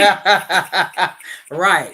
That's just Right. me. What y'all? Well, what y'all gonna choose? Right. So now here we did it. We He did. said, "Come on now, paint the picture." Look, Yeah. I'm trying. You know what I'm saying? Like they be Yeah. like, "Yeah, the sunshine," but that song, "Let the sunshine in." Let the sunshine. Oh, let the in. sunshine in. That's what the fruit and the That's vegetables the is age singing. of Aquarius. That's that Oh, it song, is? but it changes at the end. And Oh, well, look, yeah. that's what the damn fruit was saying. It's the age of Aquarius. Ain't that something? I'm talking about that, and I brought that song up. That ain't no coincidence. It's not a coincidence. Ain't nothing a coincidence, y'all. No, not at all. So again, that was just one example, not a real in-depth example, but it gives you. It was good enough though, y'all. Right, for you to have a clear example of what's going on. That was a good example, y'all. Right, y'all. Right. Somebody said right. Hopefully, she was talking to me. What? Yes, let it in. Age of Aquarius. That's what Z said. Mm-hmm. Oh yeah, it is what it is. So now, here it is. Let's go to another source, right, to where you can utilize to be able to raise your vibration. Why am I saying this? Why are we sharing this with you? Right? Because it's important for you to clean your act up. It's important for you to be able to receive messages and downloads and information from the sun. The sun is located in where? In space. And so if we all throw your hands up and worship God, why are you doing that? Because obviously what we were taught is that God is way outside of us, way up in the middle of the air. He is in the stars, in the heavens. Well, the sun is located in the heavens too. Facts. Coincidence. All right. So now let's talk about it. Talking about Young Living essential oils. Oils, 78 hertz and below, work specifically. Where'd that come from? Where'd them herbs come from? It come from them plants that were singing and dancing. Let the sunshine in. The herbs? The herbs too. Yes. Singing and dancing. No, you said the herbs come from. No, my bad. The essential oils. Oh, okay. It's coming from the same plants, right? Okay, well let's get into it. Okay. Because here it is. It says that oils that are 78 hertz and below work specifically, right, with harmonizing and balancing the physical body. So this is some information outside of this information that's on the chart. They like, look some stuff up about essential oils. And if it's vibrating and resonating at 78 hertz or lower, it may match something that's going on with your body. Okay. So now, is it just really cool that in movies they put these Egyptian people when they were taking baths and they had rose petals in the bath? Right? Yep. Or they had these different herbs and stuff just pouring it into the water. Our people knew this already. So now here it is. Melissa or lemon balm. It's vibrating at 102 hertz. German chamomile, 105 hertz. Watch this. Myrrh, 105 hertz. Isn't that what they brought baby Jesus? Okay. Lemon balm is in something, an ingredient. Gotta have, but go ahead. Okay. Lavender. Y'all heard of that before. Lavender. Lavender is vibrating at 118 hertz. I give people lavender all the time, don't yes. I? In ceremony. A Ravensara. 134 hertz. This thing is going up. So he said, yes, myrrh is wonderful. Yes. It is. It really is. Helichrysum. 181 hertz is vibrating at. How about rose? Rose is vibrating at 320 hertz. So now, it's a reason why people love roses. It's a reason why they say, oh, a dozen of roses will really make somebody's attitude, you know what I mean, really brighten their attitude. They bring them hertz. Yes. They're bringing in the high vibration. What they saying out there, we need to get some feedback, find out what y'all talking about. Are y'all resonating with this? Is this even working? Because I got a bushel of lavender on my dresser and a bunch of eucalyptus leaves. Yep. That's what I'm talking about. In what way to use it? In what way to use what? And what way to use what? The essential oils? Is that what you're saying? You can use essential oils in a lot of different ways. You can just put it in a burner and you can just burn it. You can get it in the incense. You can burn the incense. You can have it in your body oils and stuff like that, but you have to be careful on what kinds, how much the concentration, because essential oils are also extremely pungent and strong, right? So you don't want to put anything that has essential oils on your face because your face is extremely sensitive, right? So you have to be careful what you put on your face, because that your skin period is the largest organ on the body, and whatever you put on the skin, it will absorb into the skin. So what you say? Let me see. Janetta said, helichrysum. I spelled it wrong, but it's amazing for scars. Just among a few things. Cut it with coconut oil. See, you're saying cut it with right, using a carrier oil. There you go. Right? Okay. So see, people are tapping into these different things, and they may not even be saying nothing. You know what? Because if they went to church and then they sat down with somebody that was extremely religious and said, "Hey, girl, I'm about to, put these rose petals in my bath water, girl. I'm gonna throw me some lavender up in here and such." So they be, "Girl, you trying to be bougie? What's all that about? You going overboard?" Hell yeah, I'm going overboard. So I can raise my vibration. Look here. And Amanda said, "Wow, roses had no idea. Yes, will change everything." Londa said, "I love roses." All right, so now listen. Again, I'm bringing this up because. And what I'm saying is that there are those individuals that have also studied the ways of our ancestors to use it against us, y'all, in religion, in politics, in the health systems, in the financial systems, through our miseducation as a whole, to keep us from prospering and to keep us down. And how? Now more than ever, simply because of the age that we live in, that we're in right now, the age of what? Aquarius. We already talked about it. That we must be awakened to who we really are and to change our own personal circumstances, which in turn would then allow us to change the circumstances of the collective, right? As a whole, the world. This is how we make impact in the world. But you got to go in yourself first. This is what we've been called to. You got to go in yourself first. If you're trying to hold on to shit, it ain't going to work out. Not at all. You're going to continue to vibrate low, because when you hold on to things and you hold things in, your vibration drops. Then he say dis-ease. It's multiple reasons our grandmothers cook with sage, even though they may have been removed from its true meaning. Our kitchens are our apothecary. Yes, our apothecary. I love it. Yes. Yes. That is the truth. That is so true. So true. And I used to have an attitude because I was the one. Why I got to be the one? Girl, come on here and help me with my garden. Why I got to be the one? You got all the grandkids up in here. All the grandkids up in here. And I'm the one that got to come out here and help you with the garden. I'm the one got to stick my hands in the dirt. I'm the one got to deal with these ugly worms and these bugs. Then I got to come out here and drop the seed in the dang on thing. Then I got to come back and cover it up. Like, I had an attitude, not knowing that I was getting prepared for who I am right now. Wow. Not even knowing. Yeah, not even knowing, but was complaining about it. That's something else. Why I gotta be the one to go outside and find out when the ribs is done, when you ain't even never taught me how to show about the ribs. You ain't teach me that. I gotta go out here. I gotta figure it out myself. Yourself. Yes. Oh damn! Now I'm a chef. Oh, okay. Now I know how to prepare food. Why I gotta be the one to wash the clothes and hang them up? I was Cinderella up in this piece. I ain't even fronting. I really was. Wow, wait.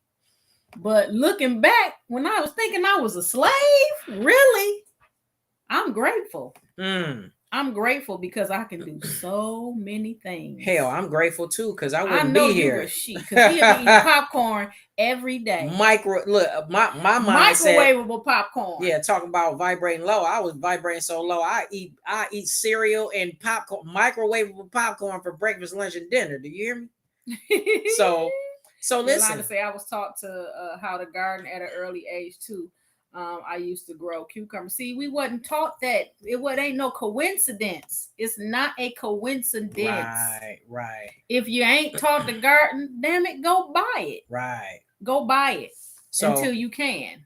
so now this is why I'm bringing this up. There's one other thing that we really want you guys to A nigga understand. said Zeno spoiled. Yes. Yeah. Would you say he's spoiled now? Right. Well, when it comes to food, Really? he still don't know. Do you know how to cook? No. Even a little bit. No. Even a teeny bit. No, I don't. Okay. I don't walk around talking about I know how to cook. That's not. Well, that's what. thing. Is that what we talking about? You know, we all have things that we're popcorn really good and at. frosted flakes. Yes. Dang. You know, because you his cousin. Yes, with y'all popcorn and frosted flakes. And Saniqua said, yes, I guess that means he's still spoiled. Right. Yes, sis. Yes. Okay. So let's get back to this Definitely spoiled. That's what she said. Yes. That's why I did that that meme where the computer said the thing next to you is a spoiled.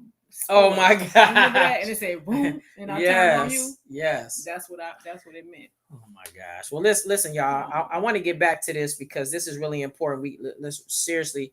Oh well, even before I get into the snake, here's something. Here's the last piece of information to really hopefully bless you guys as it relates to the sun, frequencies, and it applying to you, right? And how you should be resonating, how you should be vibrating, why it's important, and why people actually worshiped the sun, how this now morphed into, oh man, we're giving reverence and serious worship to the sun because of all of these different qualities. Okay. Here it is. Studies show that negative thoughts lower our frequency on an average of 12 hertz, y'all.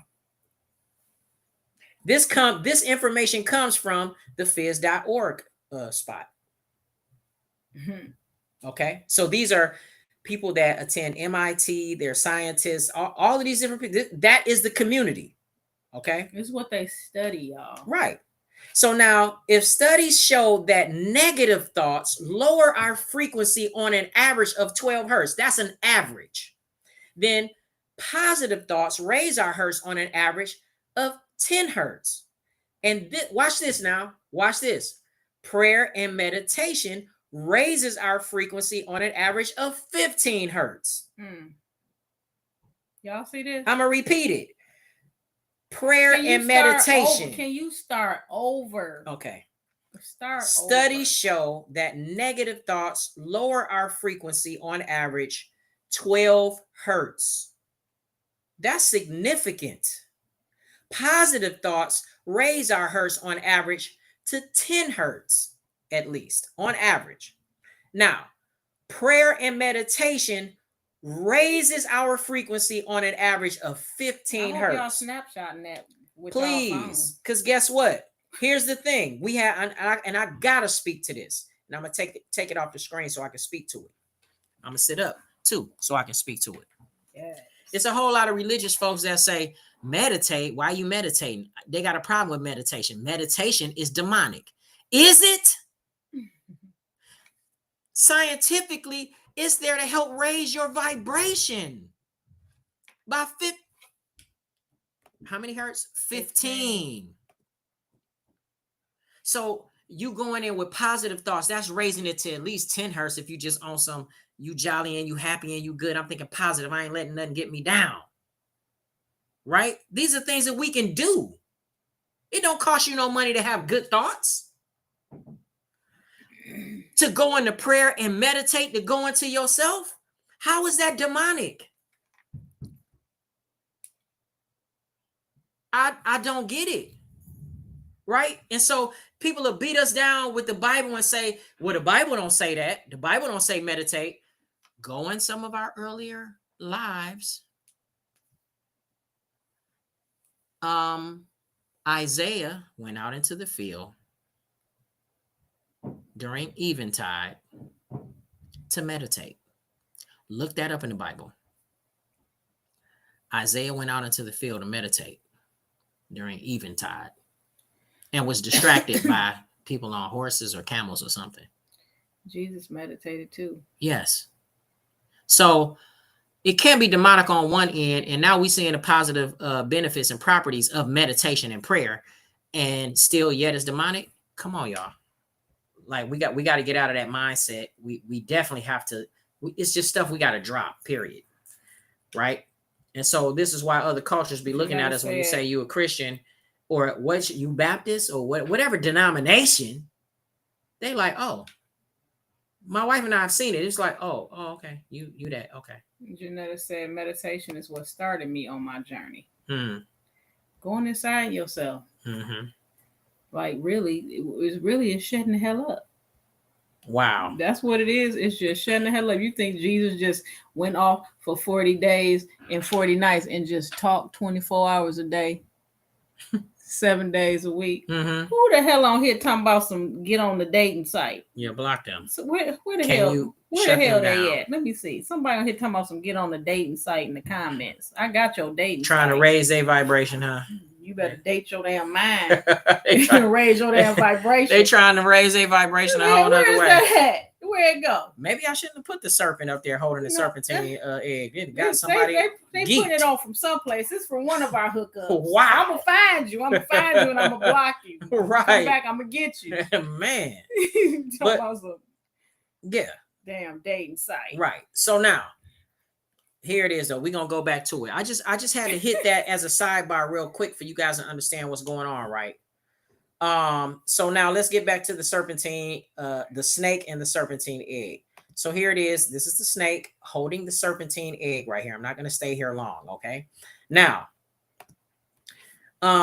serpentine eggs. It says supercharged serpentine crystal egg and stand. Okay. These serpentine eggs are significant because spiritually it represents the providing of, watch this now, the clearing of thought to better facilitate meditation. Serpentine is said to clear clouded areas of the chakras and to stimulate the crown chakra, promoting spiritual understanding and psychic abilities. Now you can go there. Okay, now do y'all remember all of those crowns and the serpent coming out of the crown? Right? Mm-hmm. Same thing, right? Most definitely, right. Where you got the snake coming out of the forehead, or like it almost like it's just purposefully dropped almost evenly with the third eye, the pineal gland, right? The pineal gland. Mm-hmm. Some was there, some was above, right? But still crown chakra or third eye chakra. Okay, so now here it is. That's blowing what we've been taught as Christians out of the water. It also, here's the serpentine egg. Let's go back to it. So y'all can focus on it, okay, and get an understanding. The serpentine egg also assists the conscious direction of healing energy towards problem areas in the body. It corrects mental and emotional imbalances, helping you to feel more, watch this, more in control of your life. This is what our ancestors knew. They knew it. They knew how to harness this energy. And so now you have someone that is in power, that has the understanding of this, and they telling their people, look, tap into this. All right. Tap into the serpentine egg, the serpentine. Okay. Represents wisdom and going into meditation. Serpentine is actually, I'm gonna come out of there. It's actually a group of magnesium silicate minerals. It treats diabetes and hypoglycemia. It eliminates parasites within the body and aids in the absorption of calcium and magnesium. These are things that we need in our bodies to be able to absorb it. Not no damn milk. Not damn milk does nobody good. Y'all stop drinking that milk. Okay. I'm just giving y'all a little warning. Remember I told y'all, first of all, y'all know y'all still got free will, right? I'm just here to give you some education. I was just talking to my friend about this the other day. It's to talk about milk. Milk actually leaches calcium from the bones. Mm. It ain't no damn milk does a body good. Mm. Milk does a body bad. Yeah. Wow. And I said, what if you walk in to your friend's house and your friend is grown and your friend is in their 50s and their mama there and the mama is in their 70s, and you walk in on your friend and your friend is sucking the milk out their mama breast. You're gonna be like, what the hell I just walk into? Don't you think it's time to get up off that breast? Somebody said I drink almond milk. I don't know who said that. Okay, well, it's probably Saniqua. Yes. Probably was it Saniqua? Let me see. No, Yolanda said that. Mm-hmm. Saniqua need to drink almond milk, probably. Look at you. Right. So, but hey, babe. What, by saying so? Now you didn't got screwed up? No. You be trying to mess up my mind frame. I was about to go real good. Come on. I was about to go real good. I was about to go all the way. That right there. Sure. Okay, I remember. Okay, I good. remember. Okay, I good. remember. Okay, good. Okay, right? Now, the cow is only meant to drink the milk from the mother only while they're growing, because it has the growth hormone in it. Saniqua said, look, I bought some. Stop it. You bought some? Okay, good. Good. Mm-hmm. You know, it has the growth hormones in it. Yeah, it got growth hormones in it for the baby cows to grow up. But you got grown folk up in here like, I got to have me a glass of milk. I got to cook with this pus and blood, because that's what it is. Wow. It's coming from it's the same thing, the colostrum and all the stuff that's coming out from the mother's breast. It's blood in that. Yeah. Yeah. It's blood in that. And then people wonder why girls are coming on their menstruation fast. Wow. And soon. Or getting fibroids or breasts getting big, or you know what I mean? Boys voice getting deep fast, and they growing got hair and beards and skin all jacked up. Yeah, your skin all jacked up because you got all that stuff in your body. And your body's trying to get rid of this stuff. You know what I'm saying? So Janetta said, I never liked milk. It always made me gag. Me too. Never drank it. Never in my life. Never liked milk. Never drank it. Never ate cheese in my life. Never drank it. And people in my crib had asthma, stayed like constipated and all that, and I didn't. But I didn't realize that till I got older. You know what I'm saying? Saniqua said that is really something. It's the truth, though. It's the truth. Like, come on now. If you want milk that bad, just go ahead and get you some milk made from nuts. Right. It's better for you. Right. So now here it is. Now let's just go again. Let's go back to it. I told you I was going to be sidebarring, but coming back to the original thought, right?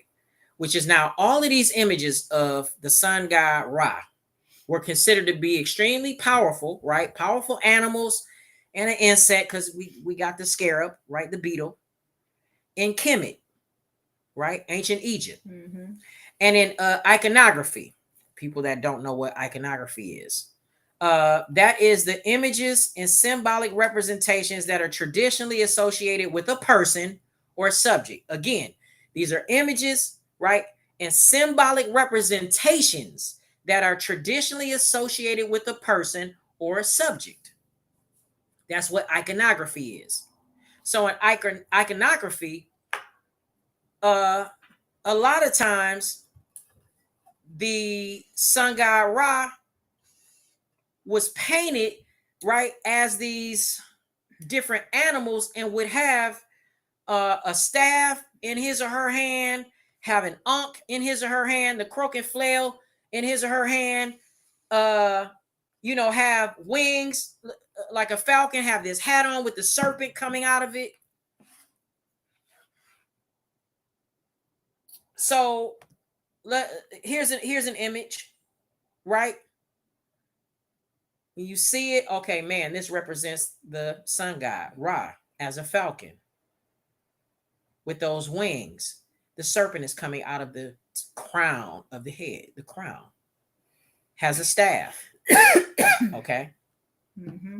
And now here's the tripped out part about this, because it's like, well, what do all that mean?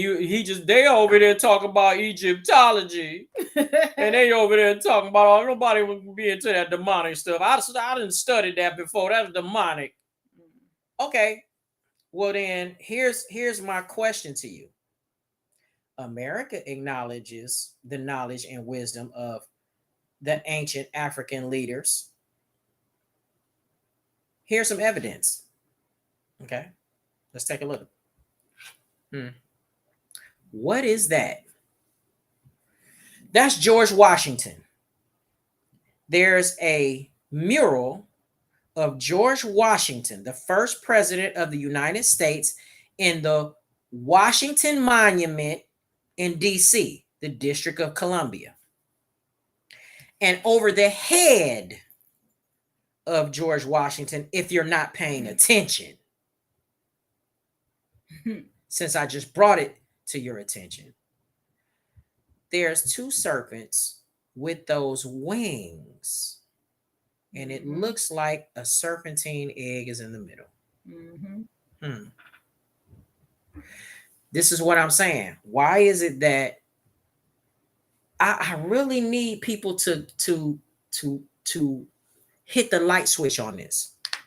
If it was not important, then why would governments lean towards? Governments are set up to rule people and nations. Yes, y'all better listen. So why is it that America would establish and take these images and this information and connect themselves with it if it didn't have any value? There's a city in Washington, D.C., or in D.C., right? Called Potomac. And Potomac is one of the wealthiest cities in Washington. Yes. And probably the top 10 cities of the country. Don't quote me on it. Let's just say estimated. It's very high on the ladder of financially well-off cities, Potomac. And how about the city of Potomac is a replica of cities, or a city in ancient Kemet. Egypt, Africa. The first civilization. In a live before, I said, "Oh my gosh, I'm giving y'all a photo of the Washington Monument, the internal part of it, but I spoke of it some lives ago where it's placed on a actual meridian or lay point in the earth that has an energy signal, frequency, vibration, resonance signal. And so now it has all of this stuff in it. This is just one thing. George Washington, the first president that has a serpentine egg with the Egyptian or ancient Cometian wings of who? A serpentine egg with serpents coming out of it. The sun god Ra? What the hell is that doing in there? If it doesn't matter. Right. We have to now start looking at things and looking at it deeper for what the real true meaning is, so that we can tap into our power, right? Because if not, then guess what happens? We just walking around here living something called what is it that the Buddhists call it? The Buddhists call it samsara. Samsara, y'all.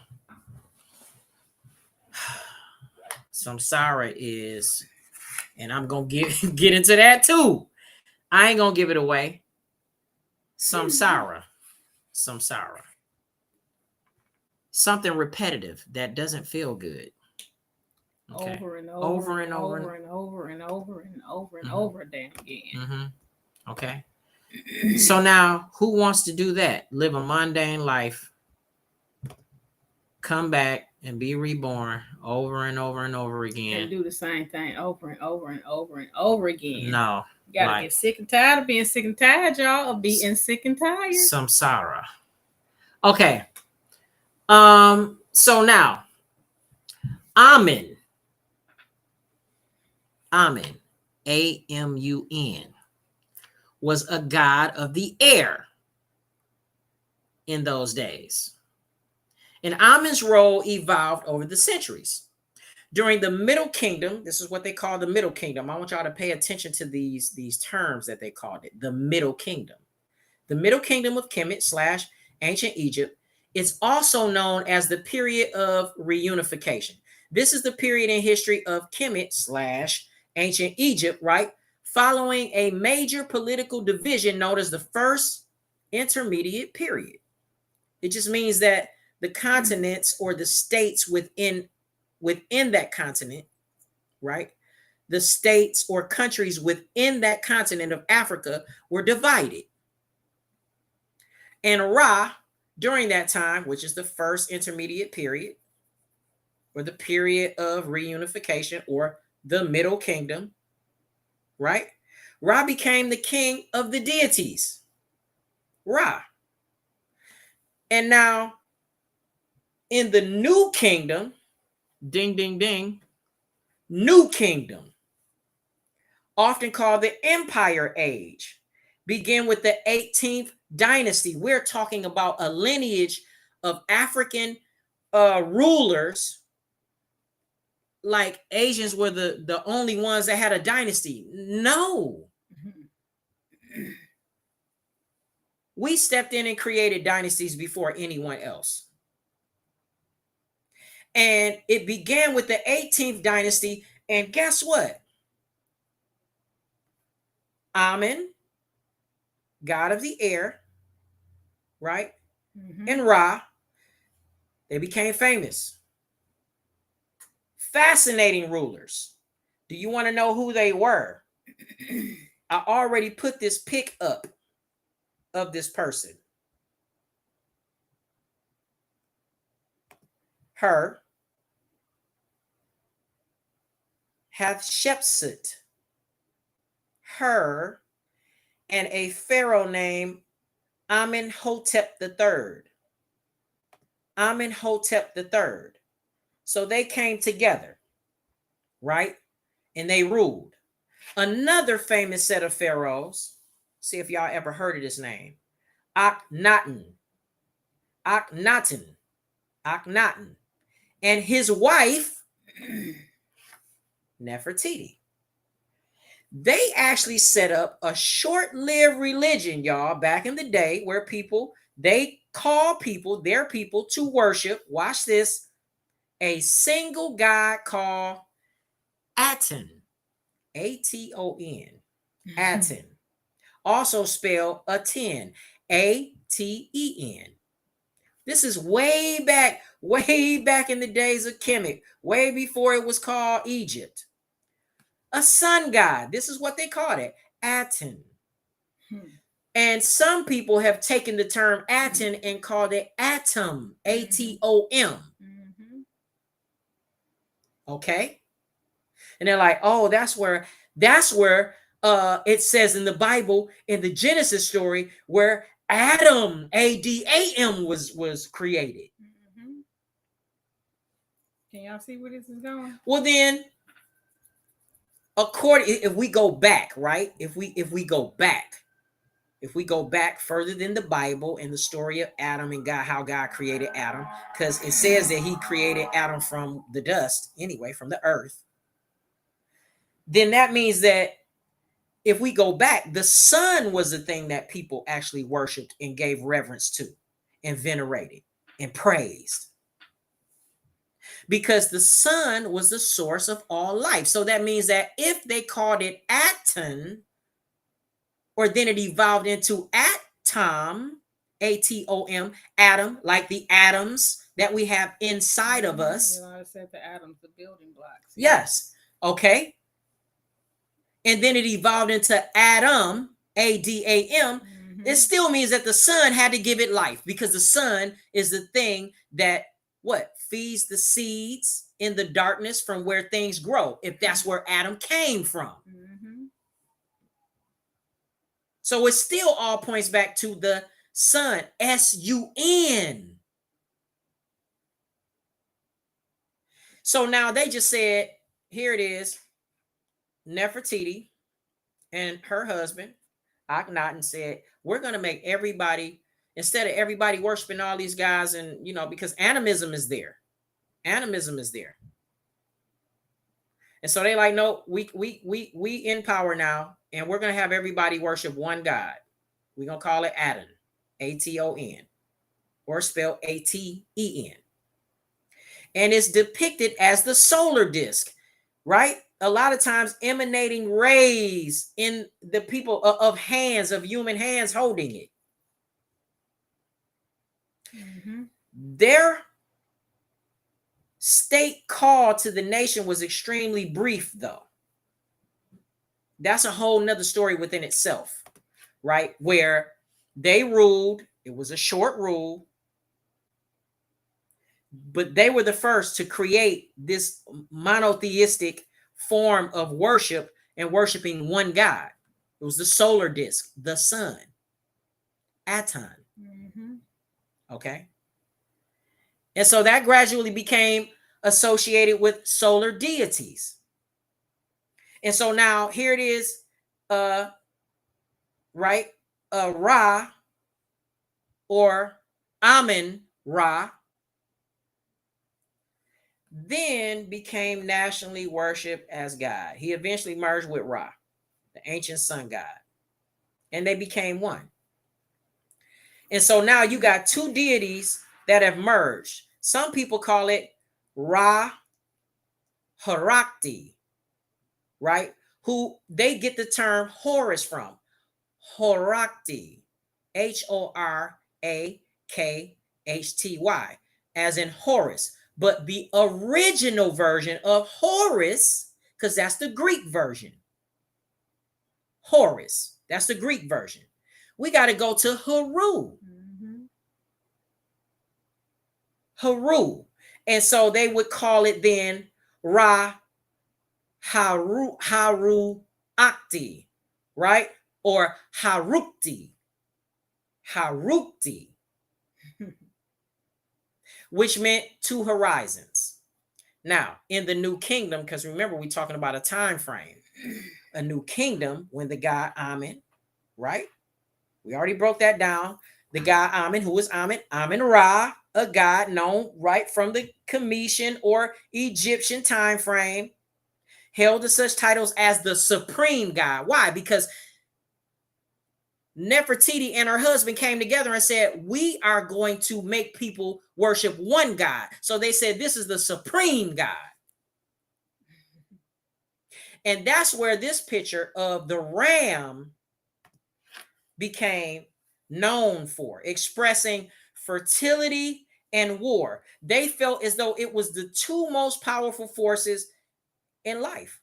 They believed that it both could create and end human beings at the same time. Now, originally, Amen Ra was known as Ra. I keep saying the word Ra, Ra, Ra, R-A, right? Ra. Okay. But peep this. Ra actually, in one sense, stands for the term right ascension. Ra. Right ascension. I want y'all to keep that in mind, because astronomically, see, here's another thing with religion. Religion puts people in a box. It holds them in a holding pen. You are not allowed to look at things from a different perspective. You can only look at it from the one facet or the one piece of information that they give you. And they say, this is the do all, the end all, and be all of all information. But like we spoke of earlier, we live on a planet, but gravity holds us here on the planet. If we didn't have gravity, we'd be floating out in space, because we're on a planet that is floating in the middle of space. Yes. Okay. The planet ain't on the ground. The planet isn't, even though we got a ground. Right. You understand what I'm saying? So no, that's not the business. Right? So astronomically, what does Ra mean, or right ascension mean? It is the equatorial. I'm gonna give you the terminology that people that fly in space use, and then I'm gonna break it down for you. Okay. So now let's get to it. It is the equatorial coordinate specifying the angle measured eastward along the celestial equator from the vernal equinox to the intersection of the hour circle that passes through an object in the sky, usually expressed in hours, minutes, and seconds. That sounds like it has something to do with time. Used with what's called declination or declination, or DEC for short, DEC. And DEC is the celestial sphere's equivalent to or of latitude. So now, why was it? Because people ask, well, all they was doing, they was just looking up in the sky and they was just look. Well, what they were doing they were looking now into the universe, into the sky, and they were able to measure certain degrees and go, this is the equivalent to latitude. You're talking about travel now, navigation, right? So if you had, for instance, the deck and it stayed on the positive side or the negative side, right? The positive would refer to the North Pole, pointing towards the North Pole, and the negative deck would then be in respect of the South Pole. Let me give you an image so you'll really be able to understand it. So declination. This is the celestial sphere's equivalent of latitude. You see planet Earth is there. The poles that come or emanate from the Earth. It's tilted on its axis. Mm-hmm. That's what Earth is. So now the North Pole is at the top, the celestial pole, North celestial pole. That means that it is now going into a positive declination. And the southern celestial pole is going in a negative declination. This equates to latitude. So this is how people can actually travel and navigate. So let's go back. It says the equatorial coordinate. Y'all see that? The celestial equator. That's the orange band around the Earth. Mm-hmm.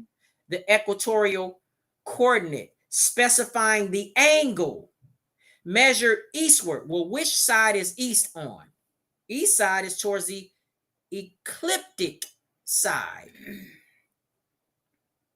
So east side is when you want, past downtown. Detroit. What the hell?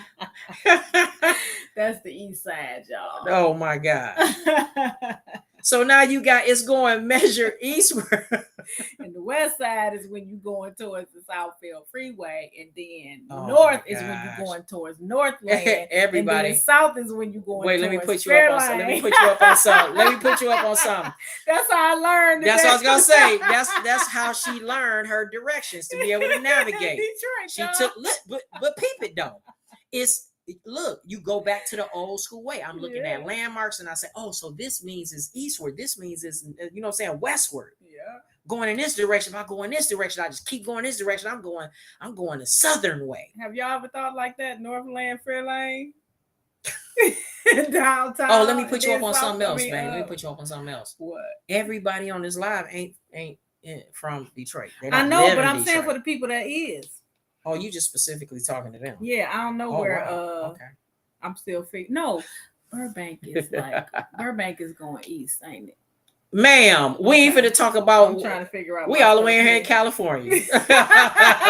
I'm still figuring that one out. I'm still figuring that one out. Look, no disrespect to let me look in the cat. No disrespect to everybody that's still there in the cold state. East is going towards the Ren sand. Okay. Period, right. Okay. So now we kind of have hopefully we have an understanding of, again, sun worship, the rotation of this and the importance of it, right? Amen and then Ra coming together to create Amen Ra.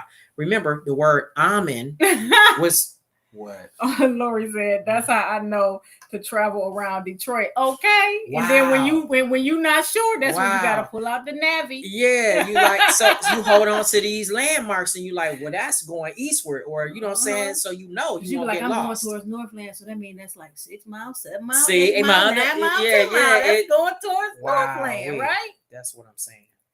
Yeah. So now listen to this. Remember, now I told y'all to hold on to this term, right ascension, right? I just gave it to y'all astronomically as it relates to, right, the sun. Remember, the Cometians built cities based off of looking in the stars and then finding ley lines or meridian points where there were more energy located geographically in some areas than others. So they knew how and where to build certain buildings to allow certain things to take place. This all correlates to each other. Okay. So then it's like, okay, right ascension, astronomically, this is what we're talking about. But now let's talk spiritually, because we've been talking about the depiction of these 8 primordial, right, versions of these deities and gods that emanate from the sun. And so the guy Ra came in all of these animal and then one insect form or depiction for them to relate to. Okay. And now we getting ready to go into even a deeper spiritual sense that the right ascension or Ra is also known for the process of spiritual growth and soul lessons that are required to do this. Watch this. Raise your vibration, because once you tap into the right hemisphere of your brain, this is very important. The right hemisphere of your brain, or Jesus Christ saying, I sitteth at the right hand side of the Father. Yeah. Then it's now all coming together and making sense. Why? Because you're supposed to ascend. And in the new kingdom that Jesus represented, the new kingdom, which correlates to what? The new kingdom that the Cometians were talking about, or symbolic of the new kingdom, the empire age, which began with the 18th dynasty, right? With Hatshepsut and her husband, Amenhotep III. All of them. A new kingdom. So now he's bringing in a new kingdom, saying that the kingdom is at hand. Go within. The kingdom is within you. And he said he's sitting at the what? The right hand side of the Father, the right hemisphere of the brain, to create right ascension. So now right ascension is spiritual growth. It's going to help you through the process of spiritual growth and spiritual lessons that's going to require to raise your vibration. It's going to raise your consciousness or mindfulness. It's going to raise the levels of unconditional love and compassion and willingness, right? And the ability to serve others. This is where all of this sits at, in the right hand side. That's where all the power is. The power is on the right hand side. The ascension process involves healing wounds of both, watch this life and past lives. Remember, I threw out a term. What was it called? Sahara or samsara, something like that. Samsara or samsara, right? Okay. So a part of right ascension is the ascension process that involves healing wounds of both this life and past lives. And the more wounded a person is, then the more, watch this, the characteristics, distorted their perspective is, the more reactive or easily triggered they are, the more they blame others, right, or outside of themselves, outside circumstances for their problems, the more selfish they may appear, as they can wind up in survival mode. Always, I'm hustling, I'm running around here, I got to get it, I can't, I'm got to hurry up, I can't do this, I can't do that, I ain't got no money, I ain't got this, you in survival mode. That's what they saying, right? Or they're lashing out to simply protect themselves. They're in defense mode all the time. The more healed a person is in this process of right ascension is that now people are, here it is, when they're more healed, they're more likely or they're more closely aligned with the truth. They have a more pure and often higher vibration. They are more capable of unconditional love and compassion towards others. They can respond carefully to situations rather than reacting. They are in a divine power. That means that they are connected to spirit, to source, to the all, causing them to easily step out of what? The victim mode, coming out of survival mode. Now they're thriving and prospering. They're attracting things to them. They're not chasing and running it down. They're speaking because they are in prayer, they're in meditation, they are mindful about the things that they eat, the environment that they're in. All of these things that they intake through their eye gates, their ear gates, what they speak out of their mouths, their spirits and their hearts, because they understand that, listen, we're vibrating. And everything that is attached to us and connected to us has a signature, a frequency, a level of resonance. So this is the other reason, or another reason why Ra, the sun god, was recognized as such. It was said that, here it is, watch this. He not only created himself. I want y'all to understand that. We hear people that have these debates about God, right? Is God really God, or did somebody create God? How did all of this, how did God become God? And for most people, that's too deep to even get into. They like, man, I ain't even trying to blow my brains left with that, right? I got too much stuff on my plate to be trying to think about who created God and if God was just self. But understand, if we revere, let me put it like this. For those of you that have received a college education, then what's going to happen, especially here in America? They're going to place in front of you Greek philosophers, and they're going to say that this is a standard in which you should think, or these are the thought processes that they went through that most people follow or fall in. And somehow, some way or another, somewhere along the line, they begin to detach themselves from the source. I went to college. I didn't graduate, but I got a 3.8 up until the point that I walked away. No disrespect to anybody that went to college and has, like, right, a doctorate and, what I'm saying, the PhD and the ABC and the XYZ. It's cool. Actually, I admire it. The XYZ. Yeah. I know you do. Yeah. Don't you? Yes, I'm grateful for the XYZ. Yeah. But here's the thing, though. If we go back, Ra, they say, the people that gave reverence to Ra created himself. But then he also was the creator of the entire universe. Now, if that's so, then there are some creatures on the earth that also have the ability to do the same thing. I'm more than sure that the creator wouldn't be the only person to be able to live without any substance. They don't need to eat food to survive, because God don't need food to survive, right?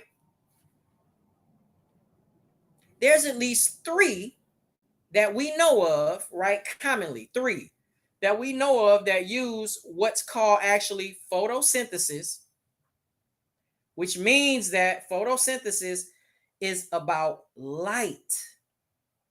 God is light. So if God is light, photosynthesis is about recreating itself. And as well, it lives solely off of the sun, because the sun is the greatest light that emanates over this planet. So now plants, algae, and different species of bacteria can make their own substance through the process of photosynthesis. They harness, what is photosynthesis? They harness sunlight to drive the chemical reactions in their bodies to produce, watch this, sugars to energize themselves. Wow. We still on sun worship, y'all. I'm trying to give you a better understanding of why people would even do it. Because it's connected to all life. The sun is all powerful. Okay. And they revered it as such. And so now the first, I said there are three. It's really four that we know of. Three though. Here's three that I'm going to mention for sure. The green sea slug. The green sea slug. That thing right there. Yeah, the green sea slug. It's an extraordinary, beautiful slug living in the waters of the east coast of the United States and Canada. Like a leaf. Yes, its distinctive feature is green colored leaf-shaped body. The slug eats, watch this, algae. But it's not its only source of energy. Photosynthesis enables them to live without what? Eating. They can spend their days laying out in the sun, just like the plants and green algae, get their energy through photosynthesis, right? Symbiosis, right? That enables algae chloroplasts to work for slugs, right? To be able to live and survive. That is one form of life that we know of that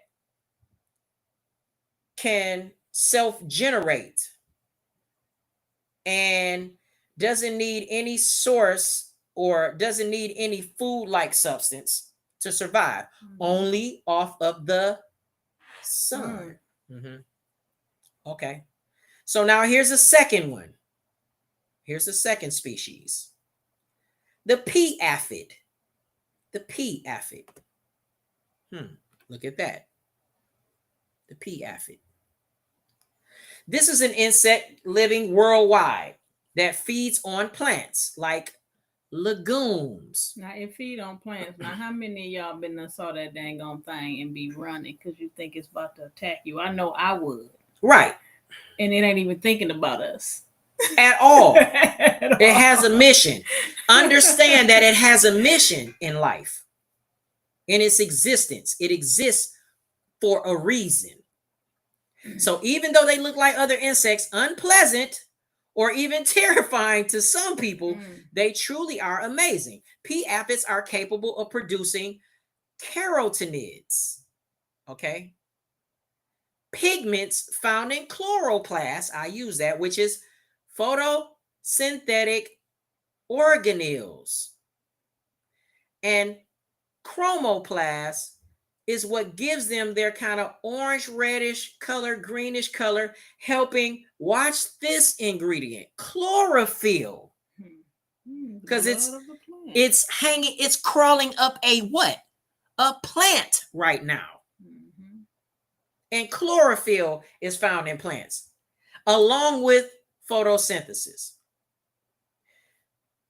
That whole situation, if they don't get enough of chlorophyll and enough light, then their color will then simply turn, watch this, their color will turn white. Does that sound familiar? It also seems as though the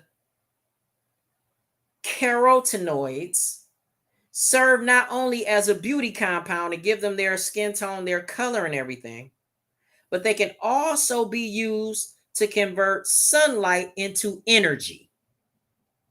Talking about photosynthesis, the sun god Ra.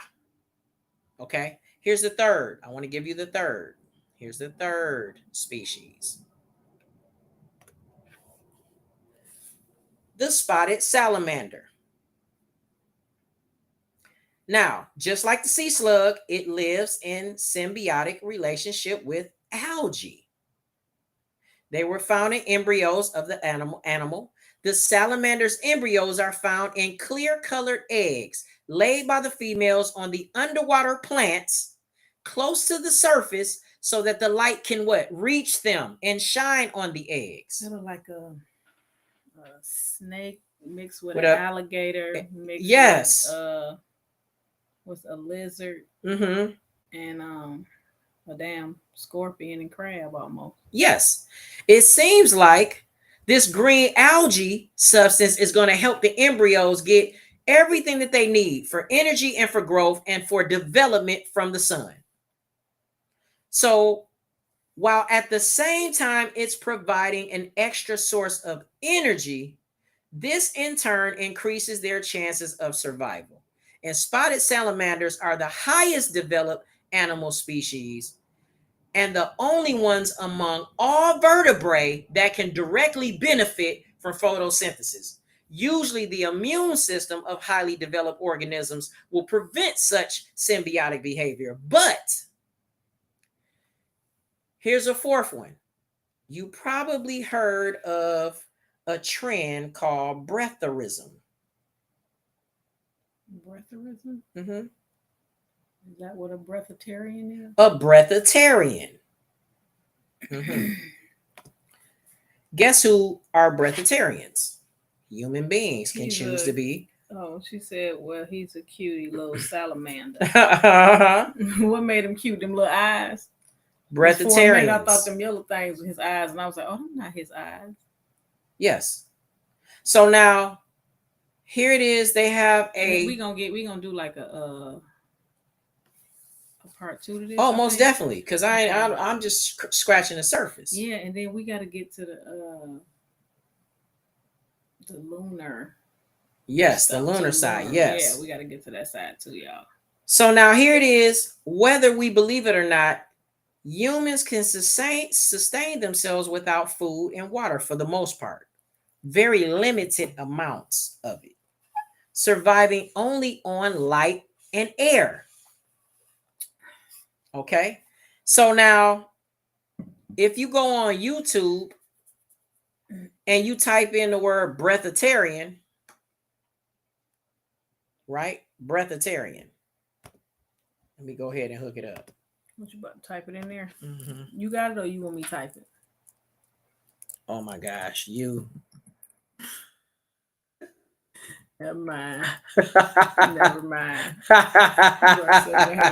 Yes. And then we need to breatharian. But I'm saying, like, we need to cut this short too, because if we don't, then I'm gonna be like nodding on the screen. Oh, you going to sleep? Wow. I'm okay. up in this piece. You like, fighting. You over here. With you rope a dope. You on a rope a dope. Okay. So let me just give you then a quick preview of some of the stuff that I will hit then on. It'll be part 3. Okay. We're going to talk about, again, the sun god Ra, right? The sun god, sun worship, and how pentacles play a big part in that. Pentacles and pentagrams, right? Pentacles and pentagrams. This is what I'm going to give you, just so you'll be able to know what the hell is going on. Yeah, he didn't give y'all homework last time, did he? No. That was the first time. Here's a pentacle. Okay, that's a pentacle. It is a star, right? Where the top of the star is directly pointing straight up, right northward. And it is inside of a circle. People get afraid of these symbols because they've been miseducated. They don't know. They have no idea. So they like, oh my God. I used to. As soon as I see it, I would be like, damn, that's witchcraft. That's on that movie. That's on Charm. Right. They be using that damn circle with the star in the middle. Exactly. So we talking about, here it is. This is a resource or a tool. Have to understand. People can use it for good. People can use it for evil. This is something that represents something good. As a matter of fact, I'll just tap in here. This is a pentacle. And this represents, watch this, the 5 wounds of Jesus. The 5 wounds that Jesus had to endure. The crown of thorns on his head, right?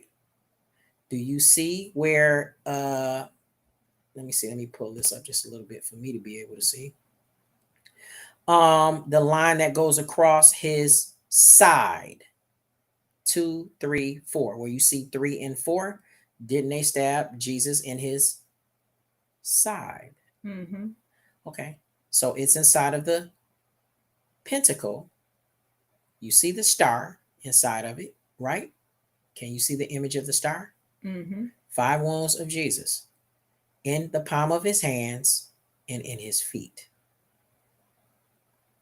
Okay, so there you have it: head, hands, side, feet.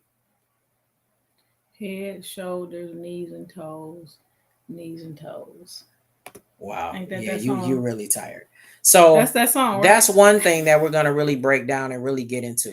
I'm Okay. sleepy. Oh, one other thing, the reverse of it. So if you got some children around or you're really afraid, I'm gonna say now, just put your hand over their eyes, or if you're afraid, turn your head or whatever. Jeanette Okay. said you were going in deep tonight, bro, and Yolanda said, Yes. looks like the Chrysler logo as well. Mm-hmm. For real, for real. Yes. And then Janetta said, you tired, friend. Yes, girl, I'm tired. We just got back from Joshua Tree. I'm tired. I thought I was well rested. Right. So let me give you an example of what a pinnacle, just real quick, because we're gonna go. I'm not gonna teach on this. But you're gonna have to, if you show this, Mm-hmm. you're gonna have to teach something on it, because you just can't be leaving people with this image without telling them what it is. You can't do y'all like that. I mean, you said hurry up and cut it short, so I'm like, okay. Now you don't be cutting it short on this one. No. I won't leave it off on that. I'm gonna need them to understand what it is. Yeah, I won't leave it off on that. They'll be like, damn, he done just left it on that. Yeah. Okay. So you know what? Never mind. I won't even mention it. I won't even bring it up. But I think y'all kind of know where we're going if we talk about pinnacles and pointed star and everything, right? And intention. A man talking about something. It'll make us research. So she said. Who said that? Amanda. It'll make us research. All right. So understand, like when people are moving in a different frequency with intention, go ahead. And they choose to now do the opposite of, right? If you're a light bearer and you go ahead and play that show the thing.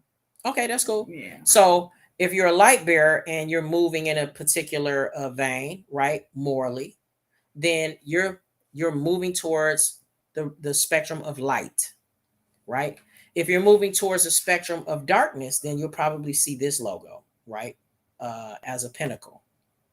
And so this is the star flipped upside down. So where the top of the star was pointing northern, the northern right pole, they have the top of the star now inverted. So it's now pointing southern, or the south way.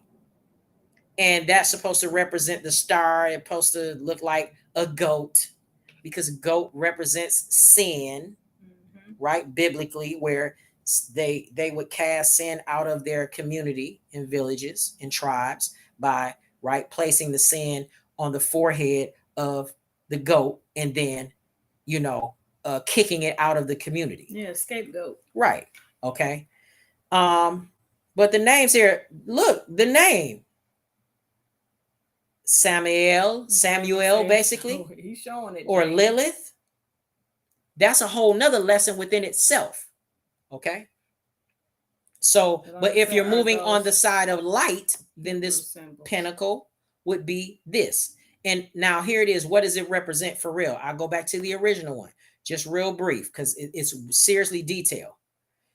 You have all of the elements, right? Fire, the right hand, the bottom right leg of the 5-pointed star. Water, right? Okay. Then you have earth and air. Now, the completion of that is spirit, or what they call back in the day ether. spirit, the heavens. And that circle represented, right, eternity or infinity or right, everlasting, because God encompasses, never ending, right, the earth, fire, water, air, everything. And so this symbol was used as protection against anything evil or dark. That's all I'm going to say that. But there's a lot of information for and towards it, and we can get into it. Yes, they are. Somebody asked a question. Yolanda. And you okay, so you're gonna read that question. What's the question? She said, "Are those Hebrew symbols?" And that's on the other star that you had posted Yes. up there. Yes. Would you show it again so that people can see, just in case the people didn't see? I'm not gonna leave it on that though, because I don't want to leave it on that note and people be like, "They ain't worshiping the devil." You know how people be walking, they come in on this stuff. We're teaching about sun worship, how it evolved, how things get flipped, the symbolism, how it all leaks into religion, leaks into politics, leaks into finance, it leaks into everything. Right? Okay. So they just totally did the opposite. This is a pentagram. It is without the circle. Right? So there is not an ever encompassing presence, but it still has power because you're talking about fire, water, right? Earth and air, and then spirit still represents that. Okay.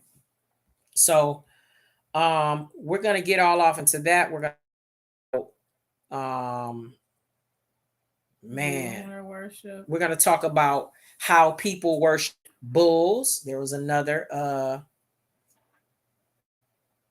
depiction, you want to take it off, an embodiment, embodiment of the sun god Ra. And so if they chose a bull that was worthy enough, that they felt had the characteristics of the sun god Ra, then they would set that bull up something nice, right? And so we're talking about different things that come down from the origin of this all the way back right to the beginning. They have the celestial cow. We're talking about the eye of Ra. What is that all about? How can you know where you're going if you don't know where you've been? Man, the eye of Horus. People heard about the evil eye, but it doesn't necessarily mean that the eye is evil. So they have to know that. Why do people wear this evil eye and what it really represents? The eye of Horus, or the eye of Haru, really, because that's the original name, right? So we're going to get into all of this as it relates to the Bible. We're going to remember, I said we're going to get into the Helios Biblios. That's the Sun book. Oh, that was the dang on homework, wasn't it? Helios Biblios. When you just said that, it was Helios. Your ass is tired. It was Helios Biblios. Yes. And it was what was it? What was it, y'all? Helios Biblios, and what else? Because I'm gonna know if y'all was studying or not. Yeah, so we're gonna have some scriptures too about it, about light and about the sun. This and is about amazing knowledge. Well, thank you. Thank you. This is worship, right. And Helios Biblios. You ain't even broke them down yet. I've had to build them a strong foundation so that they understand. They have to walk with us, so they really get. It's not just. This is not. Let me say this. This isn't typical where people just start talking about the pharaohs and the kings worship and you know and we praise, worship and praise and Helios Biblios. Yeah, if you go into the origin of the word worship, you be like, I'm not trying to worship. No. Yeah, it's not what I'm trying to do. I'm not trying to do that at all. Yeah, because when you really understand what it is, then you like, no, understand what it is. No, I'm not worshiping. I'm not worshiping nothing and nobody, because no. Right? And I did ask y'all to do a study on that too. The word worship and Helios Biblios. Does anybody have any type of information? I mean, any type of feedback on that before we shut it down? Because we getting ready to shut it down. Y'all homework. Does anybody know anything closely, remotely to the origin of the meaning of these things? What does worship really mean? What does Helios Biblios? What does that really mean? What is that all about? And tell me, does the Holy Bible reflect some of the origin of what the Helios Biblios really is? Yolanda said, I looked into it, but I'm not done. Okay. So we can really get into it. Right? So right. This is just, like I said, this is just a portion of it. And we do have a conclusion. So we'll get into it. But hopefully you guys enjoyed this. My thing is that the whole purpose, the whole reasoning behind doing all of this is to break down the mindsets of people that don't know anything at all about this, to hopefully enlighten them, to point them in the right direction, right? So that they'll be able to now show themselves approved, right? A workman, right? Mm-hmm. Studied. Because it's the Bible says you got to be a work. What is a workman? This is work. This is just not, oh, I show up and I sit for an hour, an hour and a half, and let somebody talk to me, and I don't do no reference checks or nothing. Then I go out and eat some food, and then I watch the game or go to sleep, and then get back to my life, and I'm still trying to figure stuff out. It's no. We're in a different age, ma'am. We're in a different age, sir. Amanda said Helios got what she say? Helios got real, especially after last live getting assignment. And then Yolanda said, I really enjoyed this immensely. I see y'all and I drop everything and come learn. Wow. Thank you. Thank you so much. Said, me too. Y'all changing my life. Wow. Thank you so much. It is. How about you changing your life? Right. And spirit. Because you the one made the decision to come on here. Mm-hmm. You the one made the decision to come on here. So how about you changing your life? You the one making the decisions. You the one got the free will. You the one chose. You the one said you were sick and tired of being sick and tired, and you did something about it. So peep this. Thank you. Yeah, peep this, y'all. At the end of the day, it really is about us going back, not being afraid, right? Not being afraid to really dig in and get to a place to where it's like, all right, we here to do this. We here to actually we really here to make some things happen. We here to make some things happen. We here to really do some things so that way we can gain more information, right? We can gain more information, and we can empower ourselves in a way to where it's like we can use that. We can use that to our advantage, right? Who wants to be in a situation where you still doing the same thing you did 20 years ago?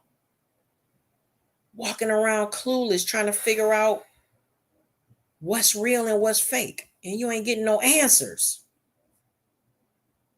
Something that you're able to apply for your good. Like, dude, who wants to just like live life regular anymore? No. Right? So it's these things that we vow to do, we've been led to do by spirit in order to kind of break some things down so that people will be able to have a better understanding, and they can strengthen themselves, empower themselves to not have somebody just run game on them and then say, you got to pay tithes because of something. Because it say that in the Bible. And then you got to tell me what tithes really mean. And you got to show me where, in one instance, you're using a person in the Bible as the founder of a relationship with God, which is Abraham, and Abraham tithing. But show me in the Bible where Abraham tithed maybe more than once or maybe twice. Every week. Because when he did that tithe and gave to the unknown king, Melchizedek, that didn't have a birth date, nobody know where the hell he came from. Which sounds like to me, that sounds like knowing everything that I know now. That sounds like somebody that was reincarnated that came back. If they didn't have a birth date, nobody knew when they was born, nobody knew their parents, nobody knew nothing. They just showed up on planet Earth and disappeared. Then Melchizedek, King Melchizedek, who was King Melchizedek, enough for Abraham, who was in covenant with God, to tithe to him. And that was after a war. That was after he had got the spoils. That wasn't like he was digging in his wallet, like, okay, I'm gonna try to give you I'm gonna hook you up, I'm gonna put it on my credit card. No, he had just came off the battlefield and won the spoils, and then gave a tenth of that to Melchizedek. Let's not get it twisted. So I need people to really like empower themselves, dig deeper, and do what the Bible say. If you're going to be a Christian, especially do what the Bible say and study to show yourself approved. Because tithe does not necessarily it's not all wrapped up and summed up in finances and money. Because people live their whole lives washing the toilets of the church building, washing the windows and the glass, and vacuuming the floors, and cleaning up behind folks, and painting the walls, and putting up speakers, and hooking up electricity, and running meetings for the bishop and the apostle and the minister and the pastor, and singing in the choir their whole life, ain't got paid nothing. They're tithing though. Need you to show up every Tuesday, every Wednesday, and then every service. So no. Like I need folks to really like get a handle on this. I'm gonna need those people bills to never ever go down. Right. I'm gonna need them people bills to never ever go down. To never be behind on nothing. You should be flourishing and be able to give whenever the minister says we got a number, because I don't even know if people still do that. That house supposed to make sure that's taken care of. Okay. Because my thing is, when you really think, and then let's go after this. Because it be said that you take care of God's house, he'll take care of your house. Yeah, you take care of God's house. This is God's house. You are God's house. Take care of this house. Take care of that house. And then, right, God will take care of you because you are God. Because there's people that's still struggling, that's been taking care of God's house and sweeping and mopping and cleaning and all that for 20 years, and they still in the same place that they was when they first started, or probably in worse situation. Yeah. You never know. Yeah. Who was that said that? Somebody said something is like real. What did they say? And we're going to wrap it up. Thank you for sharing a different light, because at this point in my life, I'm really lost in my spirit. Never felt comfortable in church. Wrong energy. Thanks for your blessing. You can let's say you was lost. Right. Let's just say that you were lost. You're not lost now. You used to be lost. Right. But you're on a pathway. Because this is the thing. You say you used to be lost, but apparently you weren't. There's no coincidences because you here. Oh, I'm in the other camera. My bad. Thank you for pulling me in. Because you're here. It's literally no coincidences. So no, you were not lost. Like literally you were on your way being found, because what you are seeking is really seeking you. Right. At the end of the day. Them questions that people put into the atmosphere, stuff is gonna materialize. Ooh, you man. just decide, like I always say again, either you're gonna be like the man on Will Smith, where you expecting it to come in the way it's supposed to come in a box, or you just gonna allow it to be attracted to you the way it naturally is supposed to be attracted to you, not being attached to how. Just know what it is. Yeah. And see, I'll say this, then we'll let you guys go. At the end of the day, we do this because we want people to empower themselves so that they will not be stuck in bondage, not be left in darkness. Okay. You want to be in darkness, you'll have the opportunity to enlighten yourself, illuminate. People like Illuminati. Ain't nothing wrong with it if you again, you want to take the term. What am I using the term for? I'm going to use it for good because I'm a light bearer. I'm moving towards the light and not darkness. Illumination. So if somebody said you an Illuminati, I guess so. This is the thing, my though. version of In order it. to get to the light, you gotta go to the dark. You gotta go through the dark. Yes, you still have to deal with Everybody that. has positive and negative inside of them. Everybody has high vibration and low vibration inside of them. It's just what they allow to attach themselves and what they allow themselves to move in. Wow. That's but we truth. All have it. We all have it. It's up to us.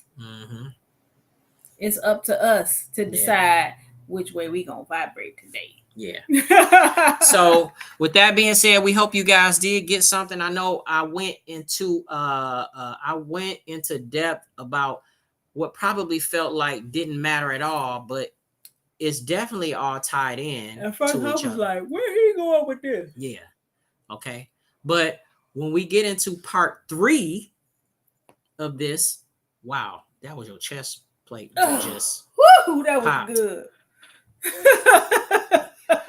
I didn't even have no control over that. Okay, so on that, family, we love y'all. I didn't have no control over that. Could y'all tell? We love y'all. We really do care about y'all. For real. Damn. I know I'm it is what out. It is. We about to be Isnai all the way Isnai, okay? We out. We love y'all, and we'll see y'all next week, right? Yeah, we might come back tomorrow or the day after, like just on pow. It just depends. For this, but it just depends on how we feel. Or we might. Yeah, we gonna see, cause like I'm gonna go to sleep and then I'm gonna wake up early in the morning, and then if I can get to studying, then we can probably come back tomorrow or the next day. But we'll let y'all know. It's cool For sure. Yeah, we supposed to be getting on the schedule so that we can just email y'all schedule and say we're gonna come on these days, those days, and these times or whatever. But that's in the future. I ain't gonna lie to y'all and tell y'all that's gonna happen this week, because it's not. Right. We're working towards it. So we love y'all. And I was off the camera again. Okay, yes. Love y'all. Right. Good night. All right, now. We appreciate y'all. We'll see y'all again. All righty. Y'all have a good one, man. Lori. Yep. All right.